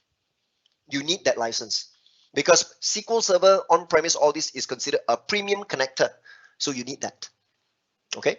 If you're just doing simple data set and I did not use any other backend sources, right? You do not need that. Okay. So the license, you need minimum per app or per user license. And in Power BI, there are embedded and embedding. If I'm to build a report and embed the report to our own website or application hosted on premise, which license structure should I go for? Is SQL Server with software assurance +1 Power BI Pro sufficient for this requirement? I think you need embedded. Power BI embedded license also you need. You have to check back with your software assurance, right? Whether your Power BI Pro license is good, okay, for sharing, but to embed your report, right, to generate the code for embedding it into your on-prem website hosting, right, okay, you may need Power BI embedded. Okay, but like I said, okay, if let's say with Power BI Pro license and all the users are also Pro license, you can actually do the normal embedding. Remember just now I showed you this one. Let me just get back to here. In Power BI, right, okay, let me go back to my report. Let's say I choose my score report here. This is a report, right? Remember this one when I click share, embed report, website or portal, this one. This one, right, okay, you can embed it without anything. Your whole report can be embedded into your website. This website can be your own URL, the one that you hosted on premise or in your own IIS or your Apache Tomcat or whatever, right? But the thing is that, okay, once the report is embedded on your website, the user who launches the website, right, depending on what service account or the account the user signs into your website, they need to be authenticated with a user token, and that user, right, okay, must be checked whether they have got Pro license or not. If they don't have Pro license, right, okay, that embedding will actually resulted in a message content is not available. That one checks for license as well. So with the Power BI embedded API, that one you may want to go online, okay, and check out the references there, okay. So you can just do a search for Power BI embedded some information. Let me just try to show you this. powerbi.microsoft.com, the official here. You look for the product, right, okay, for Power BI embedded. Right. So these are things here. Okay, so let me just kind of like copy this, and I'm gonna reply by pasting this there. Okay. All right. So that's actually the URL, okay, for Power BI embedded. Right. So you may want to sort of like add this and try to find out more whether you need that or not. But if let's say every one of the user got Power BI Pro already, right? Okay, then embedding to your own personal website shouldn't be a problem. Okay. All right, so good. I think mine is all done. Let me see. Okay, this is Power Apps. Okay, I can close already. This is a flow. Let me just leave the flow here. This one also I can close. I can leave this. All right, you know what, guys? In my Azure, see, stream job started already. Ooh, you are going to see magic here right now. Let me go back. I'm going to go back to my webinar. You know what I'm going to do? I'm going to start creating this dashboard. I just back my scoreboard will do lah. This scoreboard, which I want to make this smaller. This fella, hello, smaller will do. Just put it aside, oh no, I just clicked wrongly. I'm so sorry. Hang on, yeah. Let me try to, because this guy is wider already. Let me just make it smaller like this. Okay, will do. Because I just need some space here. Okay. Now, you know what? I'm going to start, okay, editing my dashboard. I'm going to add a tile. See, real-time data. I click on custom streaming data and click next. You know what? Earlier on, only got scorecard. Now, can you see the new data set called real-time phone? It already show already. See, real-time phone. I select next. What do I want? Okay, I want a line chart. Axis, the value axis. Okay, on the axis, what I want? They only got window end. This is actually the time stamping, the time on the axis. Then the value I want the number of fraudulent calls. How many? Okay, and I click next. Look at that. Apply. Ooh, look at that, man. Oh, what you say, guys. It's running dynamically as this guy is running, you know, look at that. Okay, streaming data there. You can see ups and down. I also want to add on another one, edit, add another tile. The same thing. Next, into my real-time phone, the real-time data set. Next, I want to now choose line chart or cluster gauge. I want a card. I want to show a card. Field value is just, I want to show the fraudulent calls. That's it. Next, and apply. That's it. See? Every time they update, the value will come. See? 5, 2, periodically as it goes. Look at this. When my application stop, I will stop my application. Control C, break. Okay, see? Stop already. Look at that. Stopped. It is real time. Okay. I run again. Enter, run again. As the data coming in, you see, it moves again. It's just like a stock market. Okay. If you got data, okay, that is really by the second you can get it. Okay. You just keep on storing it into a data set, your real-time data set. And what you can project, okay, is like this, you know, in a dashboard. But you cannot put it onto a report. This is only for dashboard. Report every time needs to be refreshed, manual click, refresh, so it doesn't make sense. But a dashboard allows real time like this. Look at that.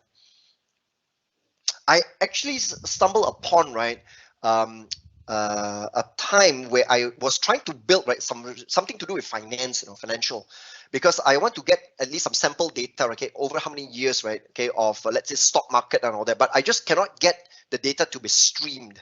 If I can connect to a web service, right? Let's say a stock Bursa or whatever, right? Or maybe even Nasdaq. I can actually, right, subscribe to the API, right, and channel the stream to Power BI, and Power BI can build a report, okay, that really shows that live stock market rate, just like that. Okay. So, but it involves a lot of work, right? So you can see that. So it's really impressive. Okay. So real-time data. So a lot of people talk about Power BI courses. They go for Power BI courses, only talk, grab Excel, grab do this, you know, but this is something that is really powerful because you've got streaming data set. And just now I also created a streaming data set here, which is I type in something here, I click submit, they immediately update, immediate, in real time. Okay. It doesn't really need to have anything. So like I said, the new Power BI showcase or whatsoever, or the Power Platform showcase, every time I showcase the same thing doesn't make sense, but I want to actually show how this can be done together. Okay. Right. So isn't this impressive? Okay. So like I said, that this is cool. You know, this should actually make something that I can teach you. Right. So if you to attend the training, okay, I will be able to explain and describe all these step-by-step details and how this can be done. Right. But this one, the one that you're seeing here, this one is actually done live from Azure. So you need to have to study and learn Azure as well. Right. So let me stop this guy, and you can see that I can close this application and immediately frozen. That's it. All right. So that's your real-time data set. That is, I always get excited myself, okay, when I demonstrate this, because sometimes people say, wow, you know, and wow, seriously, it can be done. Because a lot of people thought that Power BI is just stagnant report and it doesn't show real life. Okay, but real time can be done. Okay, next question. Let's say we publish dashboard as per your created just now to web or public. Do end users need license to update Power Apps and Power BI? When you say update Power Apps and Power BI means you're talking about the user using the Power Apps, or what? Because like I said, the dashboard, right? Okay, when you publish, there's no way to publish, right? Okay, to a web or public. You know, you see, this is my dashboard. It's not like a report. Report, you got public, publish. You see here. I go to webinar back again. This is a report. Report, I got this share button. I can say embed into website or portal, publish to web, public, or SharePoint online. But if it's a dashboard, this one scoreboard is a dashboard. Dashboard, you see when you click share, it's just sharing to a user only. It's not embedding it, right? So here you see rated content, that there's no embedding here, no. Okay, subscribe, comment, chat in Teams. You can only embed into Teams. Yeah, that's the only thing. Here, file, I can save as a copy, you know. No, there's no embedding into SharePoint. Okay, now the last time what I remember, right, is that in PowerPoint, I can embed a live report or a dashboard in PowerPoint, but by using a third-party connector called Power BI Tiles. It's actually from this company called DevScope, but used to be free, but today I think they're charging us already. It's from a company called DevScope called Power BI Tiles, and Power BI Tiles, right, allow you to connect to even dashboards, not just a report, but you can embed it, but only in PowerPoint, okay, but not SharePoint. So apparently in SharePoint, right, you can still plug. Let me just try to do it. If I go into my SharePoint, let's say, okay, my SharePoint wizardry.com. Okay, this is my training site again. This morning, whoever who attended my morning session, you see this already. Let me try to edit this blank web page, right? And I'm going to add a Power BI. Okay, I'm just going to search for a Power BI web part. There you go, Power BI. Okay, and here, you see Power BI here, right? They say add report, you know. So when I click add report, right? See, you need a Power BI report link. Dashboard, no, it's only a report.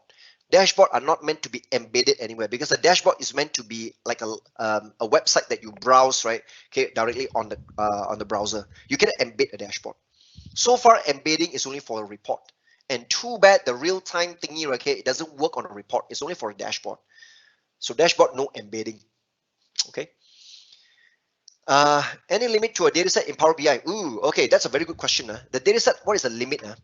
Now, let me bring you back to my Power BI here in my webinar. Okay, in this workspace, right? Okay, I want to go to my settings, manage group storage. Look at the storage here. So my scorecard is 1 megabyte already. Okay. But the thing is, okay, my real-time data set, which is my so-called just now the phone stream data set, okay, is not shown here yet. That data set, okay, is being stored live, okay, but once you actually stop it, okay, it's not actually shown here, right? So the limit, right, is so-called unlimited, okay, but like I say, it's based on the group. You see, even though I've got webinar sample data set, I got scorecard my own. You see, it's 1 megabyte already, okay, but just now I can see my real-time phone here. This real-time phone data set, okay, is not actually shown, right, okay, in stored in Power BI. So if I go to my API info, you will look at it, you see, window end, fraudulent calls, whatever. So this data set apparently is not managed on Power BI. They don't incur the storage on Power BI, but rather on your Azure. So the storage, okay, is as per your event hub.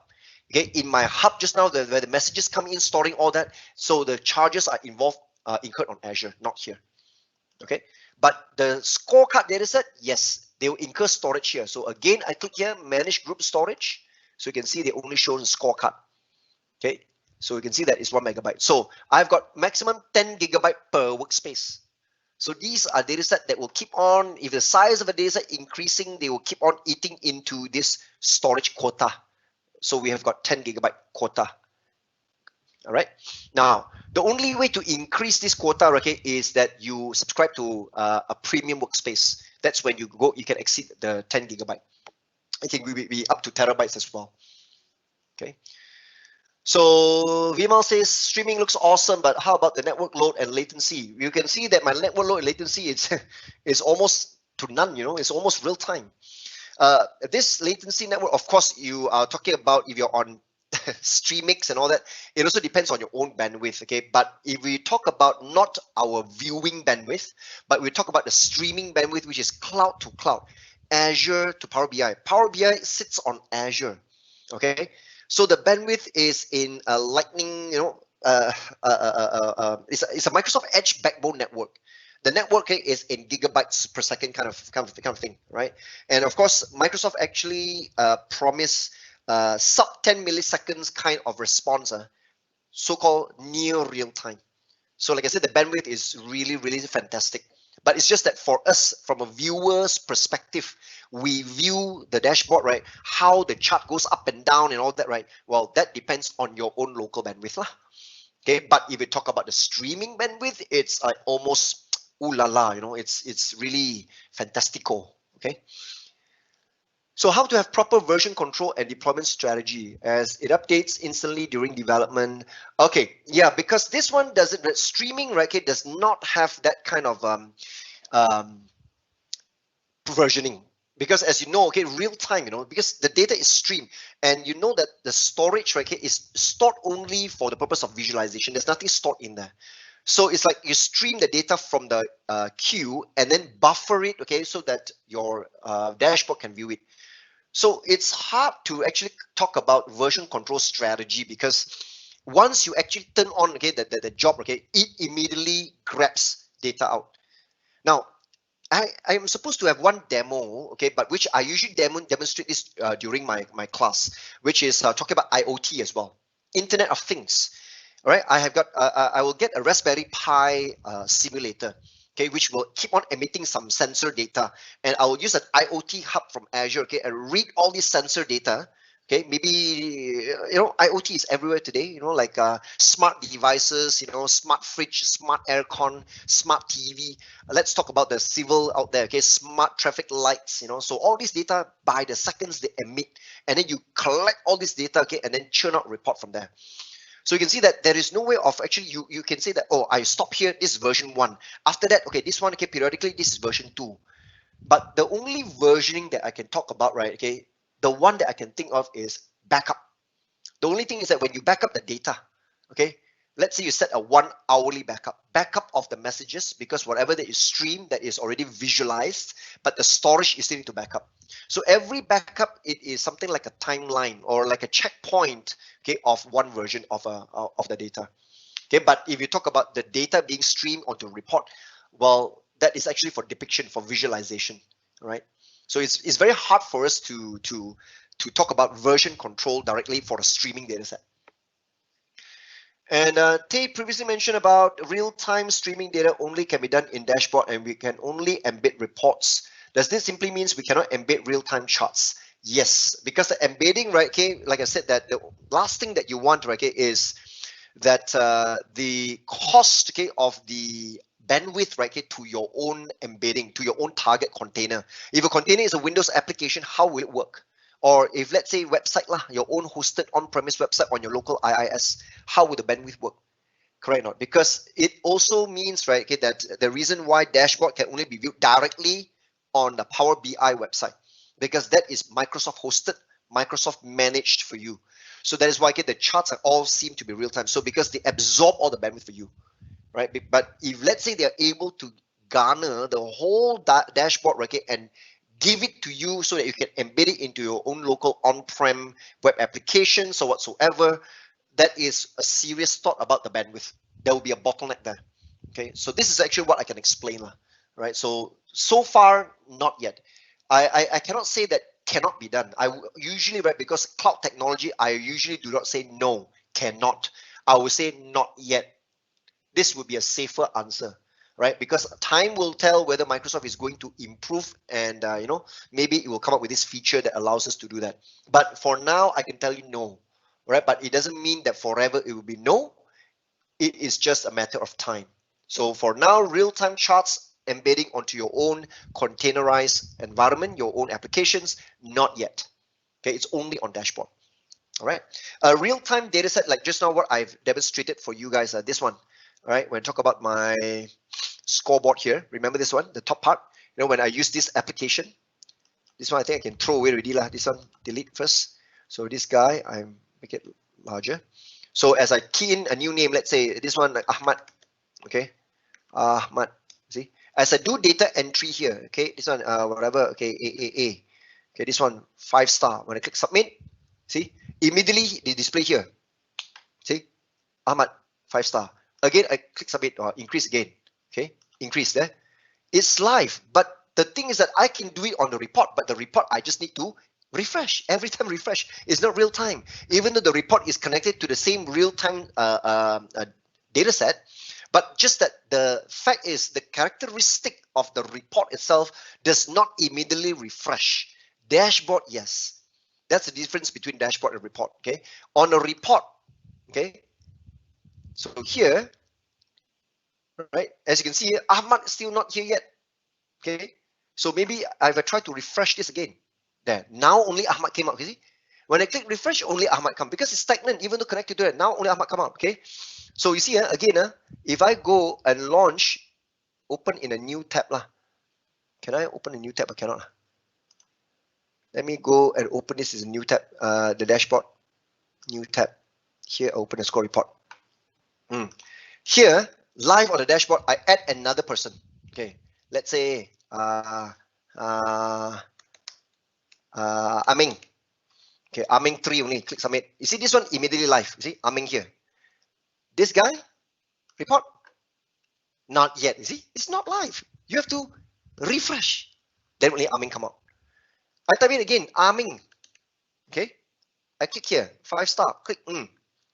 It's not there, but in the dashboard, dashboard, is it? Dashboard, right? But because just now I do it there, right? Okay, of course here, are there? I didn't even refresh. Just matter of seconds, then come out already. See? On the report, I click again, click again, click again. Look at that. In the dashboard, wait, I didn't do anything. I didn't press F5. Are there? See, automatically move up, you see?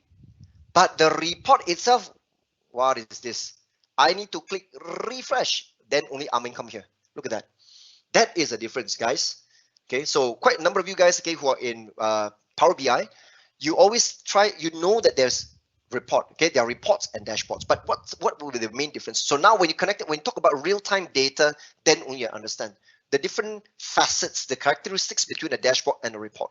Okay, so ultimately speaking, dashboard is really, really nice. It's up to date. So I click on submit, keep on submit, then Aming, wow, keep on, okay, catching up already. Okay, wow, we now become number 1 already. Keep on submit, submit, submit, submit. Oh, see, keyboard increasing. The rest of them are going very low, dwarfing them already. Look at that. Okay, So this is real life, okay? But the report forever still here until I refresh, then only like this, okay? Right, so that's the difference there, okay? Can you please go back to the first screen on the overview of each power component? The first screen, you're talking about, you're talking about Power BI Connect to Planner via the integration of Power Automate. Power BI Connect to Planner, okay. You are asking whether Power BI can read data from the planner to show, right? Sorry, with Power Apps, not Power Automate. You're talking about Power App. Which one? Power Apps connect to Planner through Power Automate, is it? You want to actually get it connected to Planner, right? Now, okay, let me talk about this. If I go back to my Power Apps,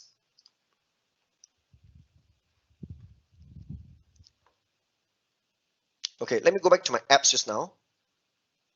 Wait, let me switch back to my webinar. My apps, my scorecard app. No, I'm not going to run this, sorry. I want to edit this guy. Triple dot here, I want to edit. Okay.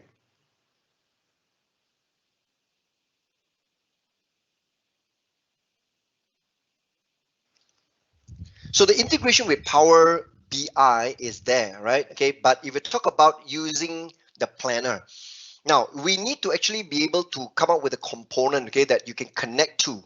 So maybe you have to actually look at connectors. So if we want to actually add, right, okay, maybe in terms of a data set, in the data set I want to add data, you may want to actually search for all these connectors, okay, and pretty much need to search for it. Let's say planner. Can you see this? All right, there is a connector to planner. Power Apps can connect to your planner. If you make use of planner, okay, with some tasks that you usually monitor, how many tasks, okay, to do, because I think planner, okay, has been called to do and task or something like that, okay. So they have been integrated at the to do and the task all together right now. So, but then this one again is also integrated with it. So if you have tasks that you monitor, how many of them are already completed, which one's still pending, how many of them in progress, what is the percentage? You can have apps, okay, your Power Apps here to be able to build an app, right, that integrates to your planner, that uses it to update that, okay? Insert from Power App into Planner and show in Power BI, no problem at all. So Planner is here. So I just need to show you, okay, that there is a data source for Planner that shows, okay, that your Power Apps are able to connect to a planner, your project or your workspace in Planner, right? And then you can use this as a data entry into Planner. Maybe you create a form, okay, for you to fill up the project name, the task name, what is the milestone, start date, end date, or whatsoever into Planner, all right? Power BI, starting from Power BI, okay, I think you need to actually get a connection as well. So in this case, right, okay, I won't be able to show here. I want to actually demonstrate from Power BI Desktop. Some of these extra connections, again, you may require to use Planner.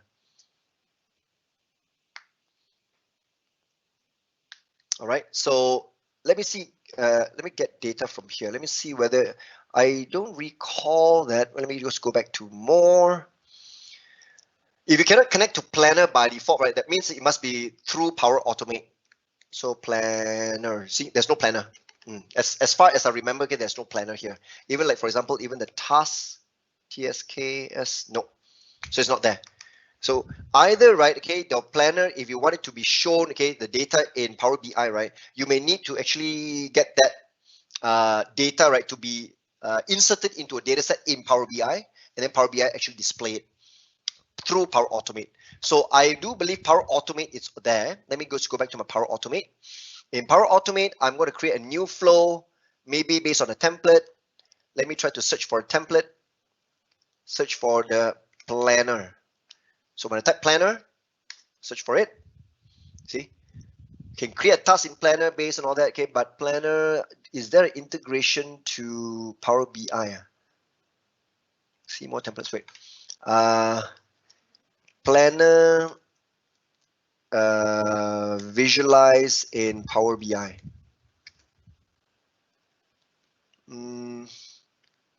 So far, I don't. Okay, push post messages.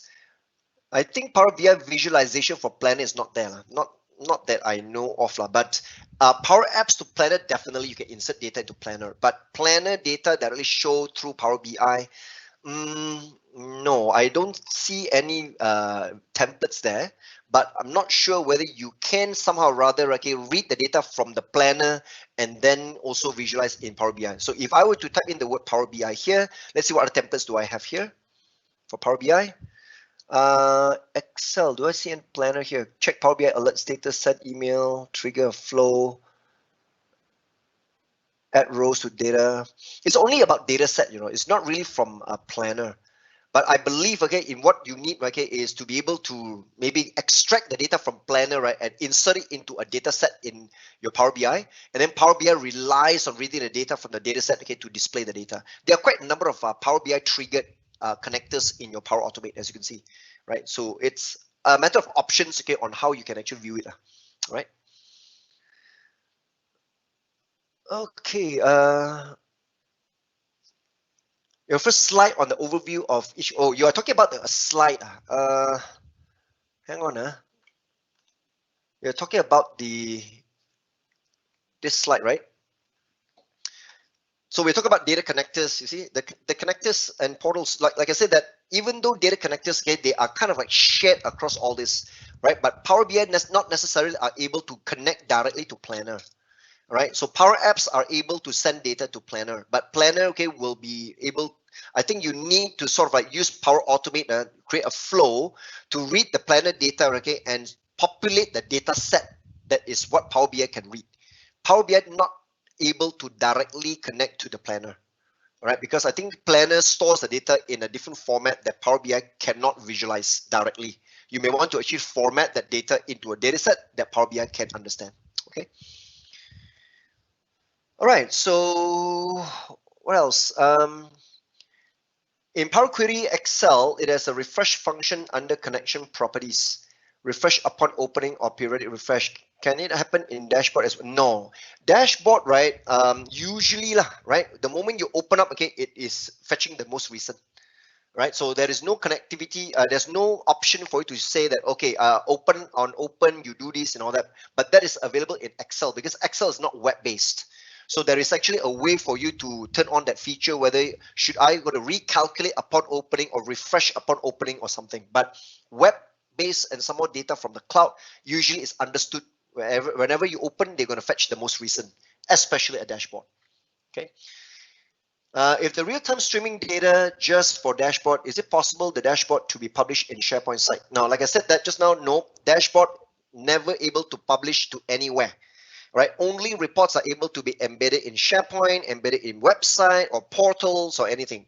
Dashboard is, well, just viewed directly on the browser, and the dashboard usually have to go through Microsoft Power BI's own website.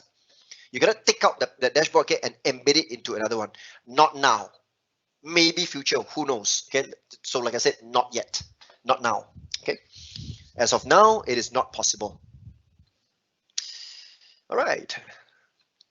Okay, so that's roughly what I have shown you on the real time there. I still have got, I'm down to the last 10 minutes. I've still got one more last sample to show, one more demo.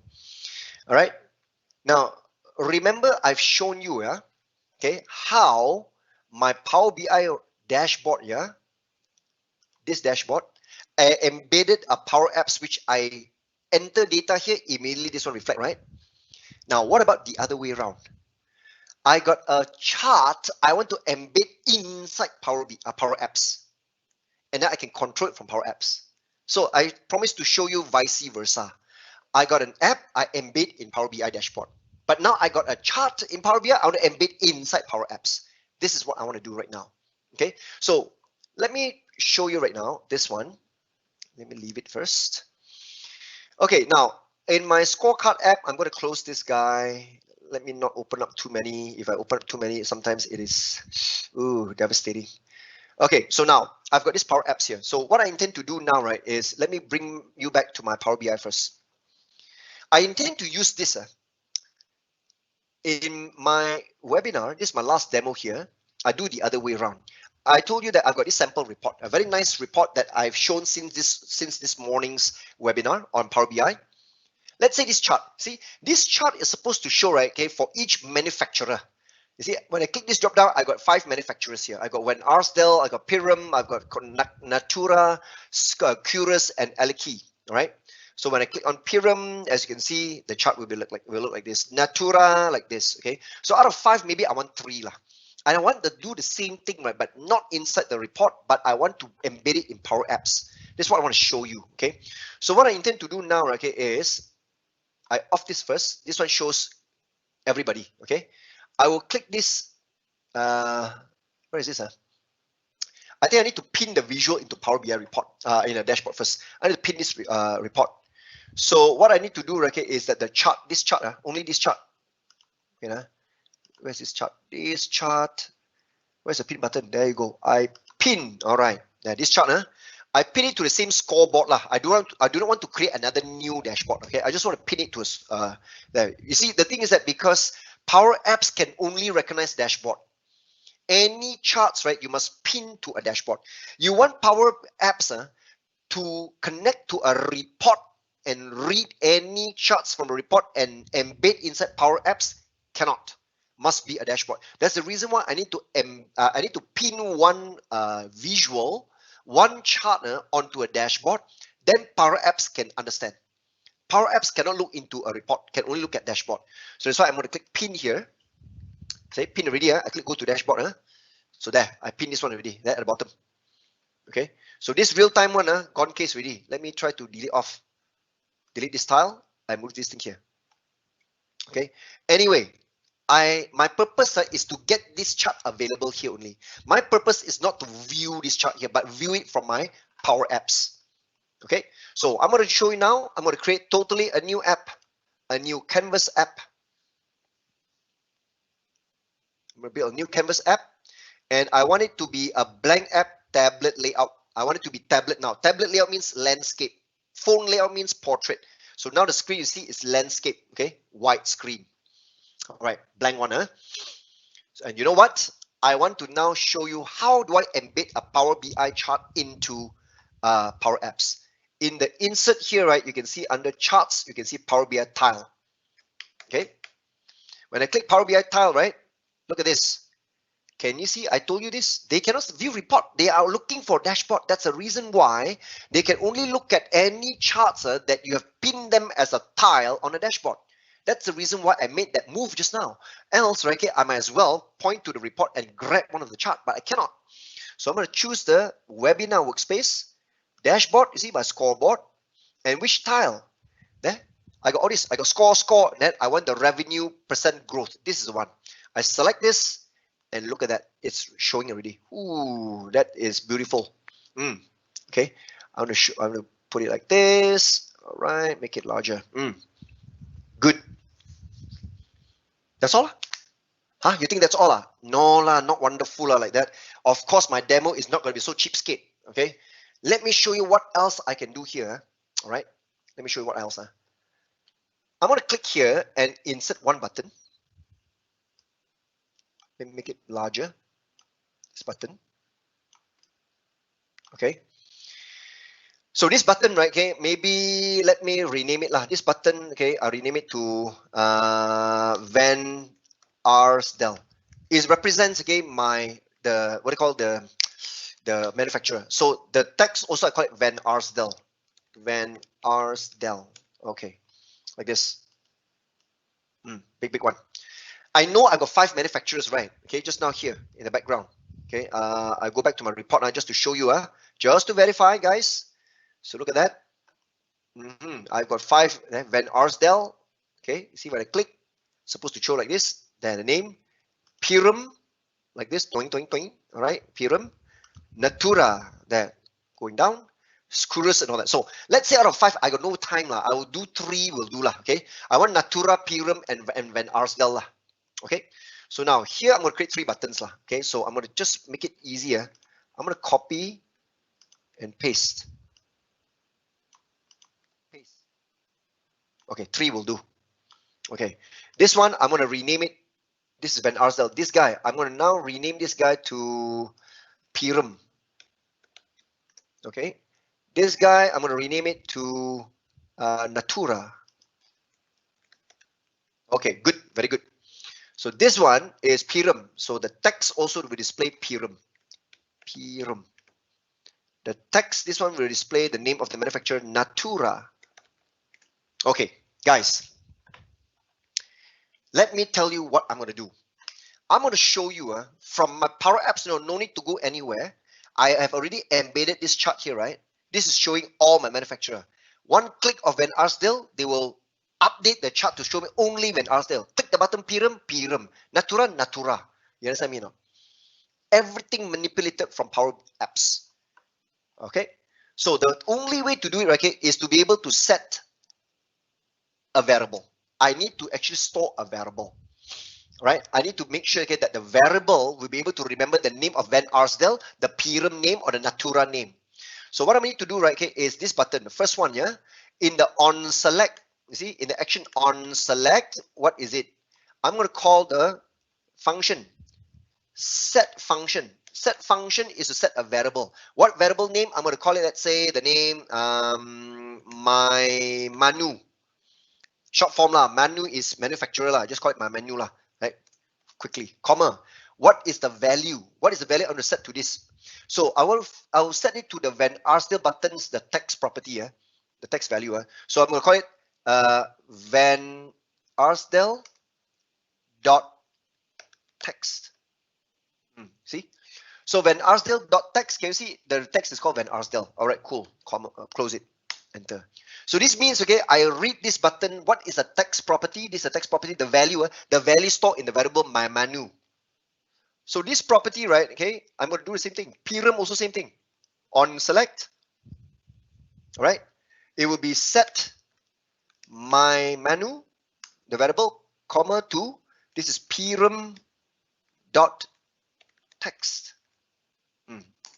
The button Pirum dot text. This one Natura, same thing. I'm going to do it to set the my menu, the variable name, comma to this is Natura dot text. All right. So every click of the button, the variable change name lah. Click Van Arsdale is Van Arsdale. Pirum is Pirum. Natura is Natura. Correct? Good. Now, how am I going to set the value Natura, right? Pass inside. This one pass inside. This one pass inside. Very simple. I select this particular Power BI right now, the tile, right? I'm looking for a property here called tile URL. There. The tile URL. Look at the URL.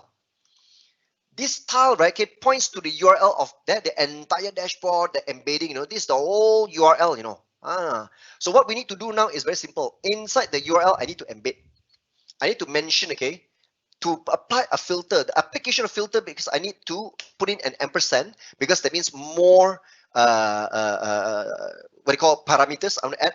It's a $ filter to filter that, right? So apply filter. What is a filter? The filter equals to, now my table name is called manufacturer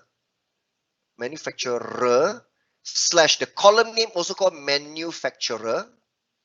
That is actually based on the dataset name, I understand. Manufacturer slash manufacturer, right? Space EQ. EQ stands for equal. This is actually the way on how the REST API, the URL works. Okay, equal to the value. Now, equal to the value, right? Okay, I need to concatenate this with the variable. But the value, right? Okay, will be with a single quote first. So I need a single quote, open single quote, then close double quote, join with the my menu, the variable holds Pirum or Natura or whatever. Then further concatenate with the closing single quote like this. Look at that. I just manipulated when I press enter. Okay. See, nothing works, right? When I click on Van Arsdale, sorry, I have to play this lah. Because right now, okay, it's showing me everything there, right? So I need to actually play this guy. So what I need to do now is I'm going to run this. So now when I click Van Arsdale, ooh la la, Pirum, yeah, Natura, look at that. I just send the data over to that. Look at that, see? So compare this with this guy. Okay, let's say Pirum, this Pirum like this. This one is Pirum. There. This one, see, like this. I can do focus mode also. Not this focus mode, stupid me. This guy here. Okay, no need to focus mode lah. You see, Van Arsdale. So when I click Van Arsdale, sorry, I think the design very bad lah. Click Van Arsdale. Okay, Van Arsdale like this. So here when I click Van Arsdale, look at that. Twing. Okay, this guy, when I choose, let's say Natura like this, you spike up a bit, then go down again. So here I click Natura, there you go, spike up a bit, then go down again. All right, you see that? Okay, so it's a very simple thing. Okay, that shows, okay, on how, okay, a Power App, right, are able to embed a Power BI report inside your app, and then by the click of a button, able to even manipulate the filtering. Okay, is to simulate like in your report, in your dashboard here, right, or inside the report here. I select this value, so I can also add buttons for Curious. Okay, I can also add a button for Alki, you know. So same thing, but I just demonstrate 3 only, like Van Arsdale, right, Pirum, and all that. Now, how do I know, right? Okay, just now all this URL, right? Manufacturer, very simple. Okay, I will show you my data set just to prove to you, yeah. My data set here, webinar sample data set, right? Because my report here come from this data set. So what I can do now, okay, is maybe I can also click on this data set. I try to create a report lah, just to show you. Look at the data set. See? There, I told you the table called manufacturer and the column also called manufacturer. See? So that's why manufacturer/manufacturer EQ the name. Just if you don't believe, okay, I go and select the manufacturer here, and you can see now the list of all the manufacturers. See? Okay. Manufacturer, the column name manufacturer, table called manufacturer. So that's Curious is in there, Natura here, Pirum there, Van Arsdale. See, it's all here. So that is the reason why, okay, in my Power Apps here, okay, I select this and I updated the URL here at the end. I apply a filter equals to the manufacturer table name / the column name. EQ must open a single quote first, then only the value, then close single quote again. This is what I've added at the end of what has been given to me, the URL. That is how I know, based on the understanding, I manipulated that. So they will show you the sample, see? There. They show you that EQ Natura. Look at that. If you've forgotten the single quote open and closing single quote, then it won't work. Because any value you supply into the parameter must be open and closing single quote. All right? So that is how it works. So when I click on Pirum, click, Pirum works. When I click on Van Arsdale, Van Arsdale works. Natura, okay. So this is something that I kind of like have wished to get to show, okay, in many of my trainings, okay, but a lot of people think that, hey, how do I get Power BI into Power Apps into Power BI, so vice versa, right? Okay, so can Power Apps show on our desktop screen for something to be regular update without opening in website? No. Okay, Power Apps, okay, it's an app that requires a player. So it either runs on a browser or on your mobile app, right? Okay, you need to download a Power Apps app. Okay, so that is not allowed you to pin it directly as like a widget, you know. They don't expose it as a widget on your desktop or whatever. No, it cannot be done. Okay. Can Power BI get latest added rows in Excel as the source automatically? Can Power BI get latest added rows? Okay. The way I see this question asked, can Power BI get latest added rows in Excel, is using Power Automate. Okay. And furthermore, because you have to use the flow, you have to create a flow in Power Automate that runs based on the trigger. Your Excel cannot be stored on your local hard disk. Your Excel must be uploaded either on SharePoint document library or OneDrive for business.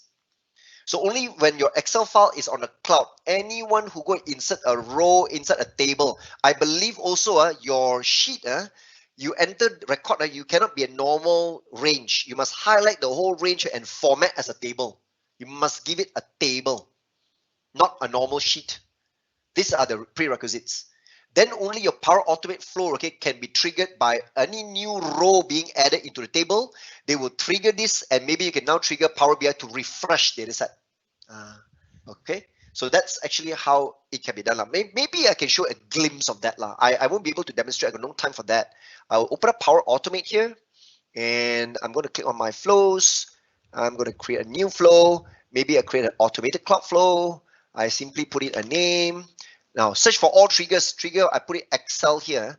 I search for Excel. Oh, Excel no trigger. Ooh, no Excel. Oh gosh. Oh, that means they cannot. Oh, I remember last time Excel used to be able to trigger that. No more Excel trigger. I think they force they ask you to use Dataverse lah. Dataverse, yes, but oh, no more Excel already. Even if you talk about OneDrive, you see OneDrive where the file is created, where the file is deleted. Okay, inside OneDrive where the file is modified. I think it's going to be quite difficult because you see, I can use OneDrive when the file is modified. Yes, you can. You can based on the trigger when the file is modified. But when the file is modified, after that, you have to check which file gets modified. If it's the Excel file modified, then you have to go inside Excel and see whether you can read the rows of Excel or not. I think you have to actually start from here. When the file is modified, let me try to create here. I just simply try to demonstrate this.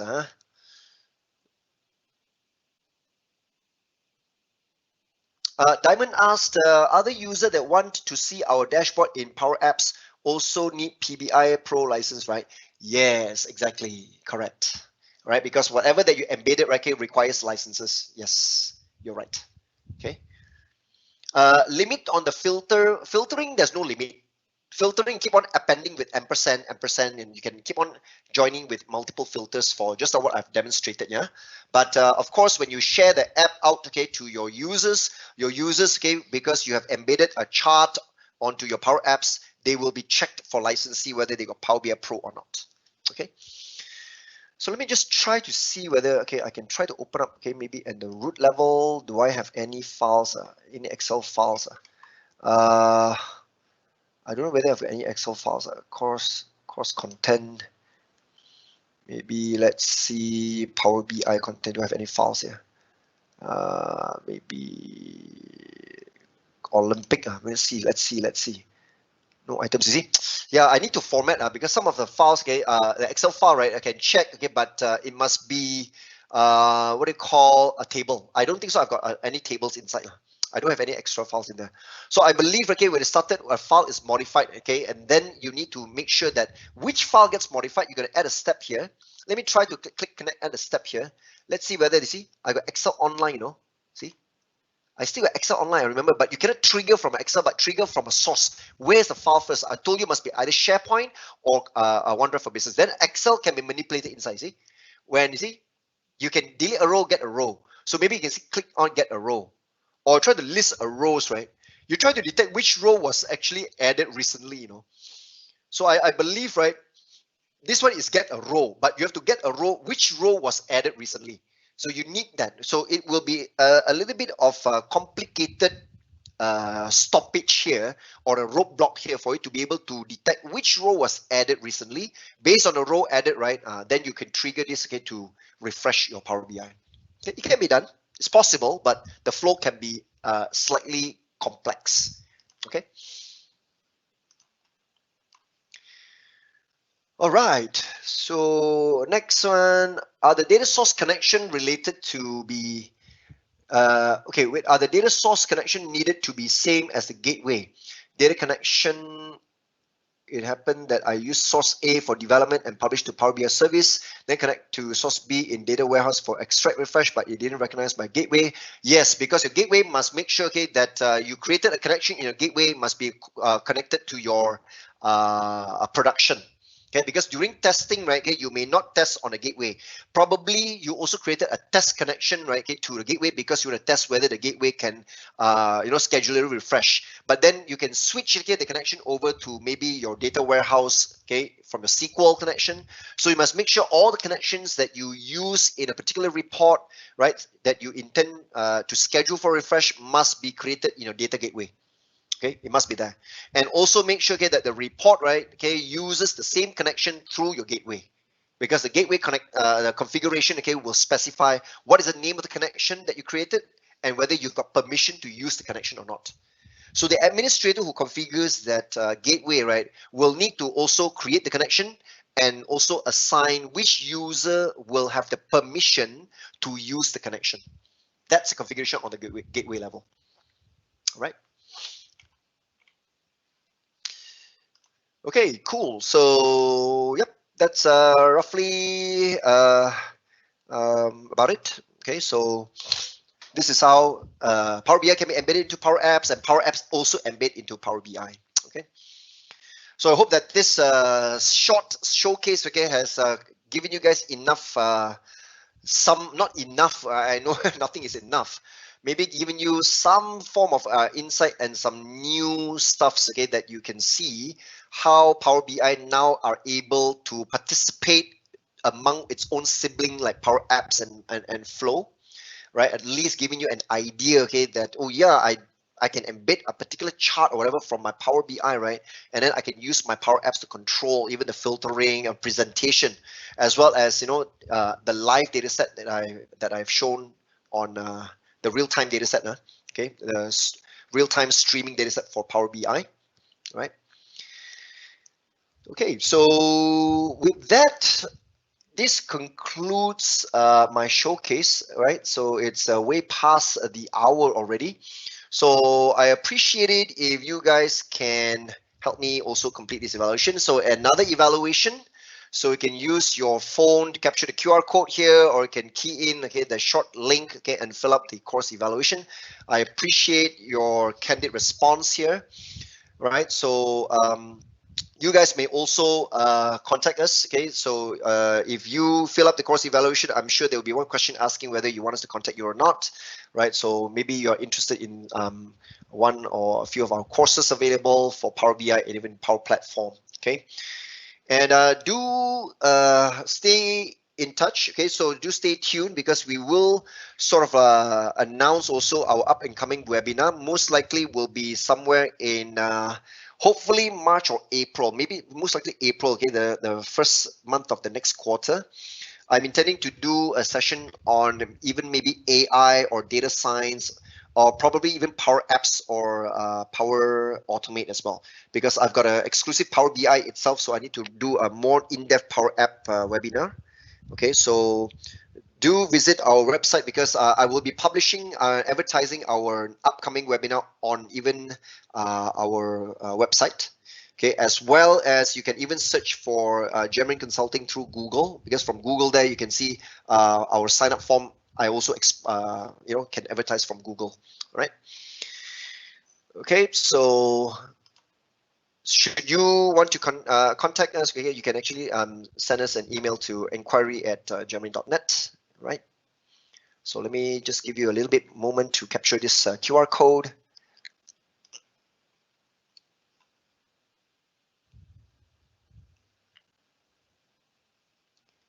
Those of you who have attended our previous session, okay, so some of you guys may have skipped the evaluation. So I guess we also posted, okay, the previous sessions link there for the evaluation.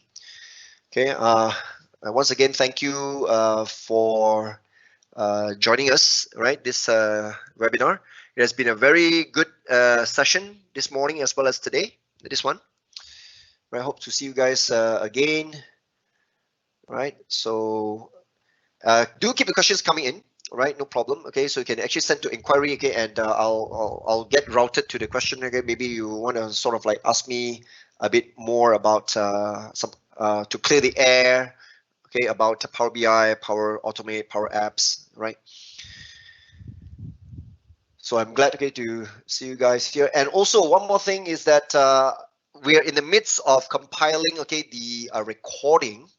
All right, so I'll see how do send us an inquiry, okay, to if you would like the recording, because I will be trying to share the recording, right? Maybe I will be posting it into our YouTube channel, so you guys can actually sort of like, you know, watch it on our YouTube channel. So in the future, starting here, okay, when I'm sharing a lot of videos or webinars and all that, okay, will be through our YouTube channel, so you guys can actually sort of like subscribe from it, or you can just watch directly from there. Okay, so this should be no problem, right?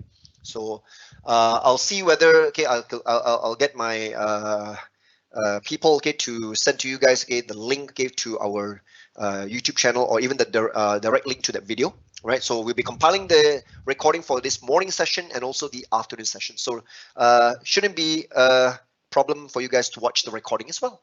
Okay.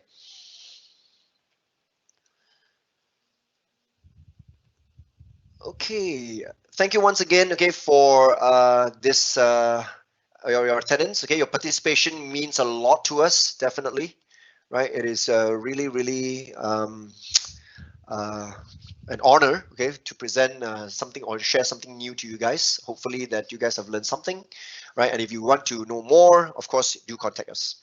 Okay.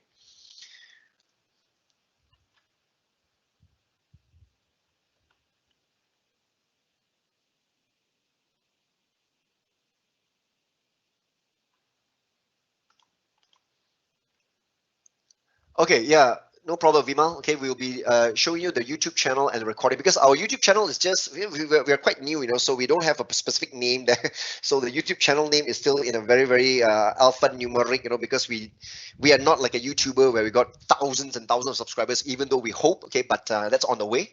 All right. So no problem. I will be. You will see that in our blog. Okay, updated to our website. Okay, www.gemerin.net. Okay, so that would be, I'll just put it here. So far our website, everything is equally new. So this would be our website. So do watch out from our blogs there. Okay, you'll see that what we're going to share, even though any new webinar sessions, okay, that we're going to have, any promotions, any offers, so it will be there as well.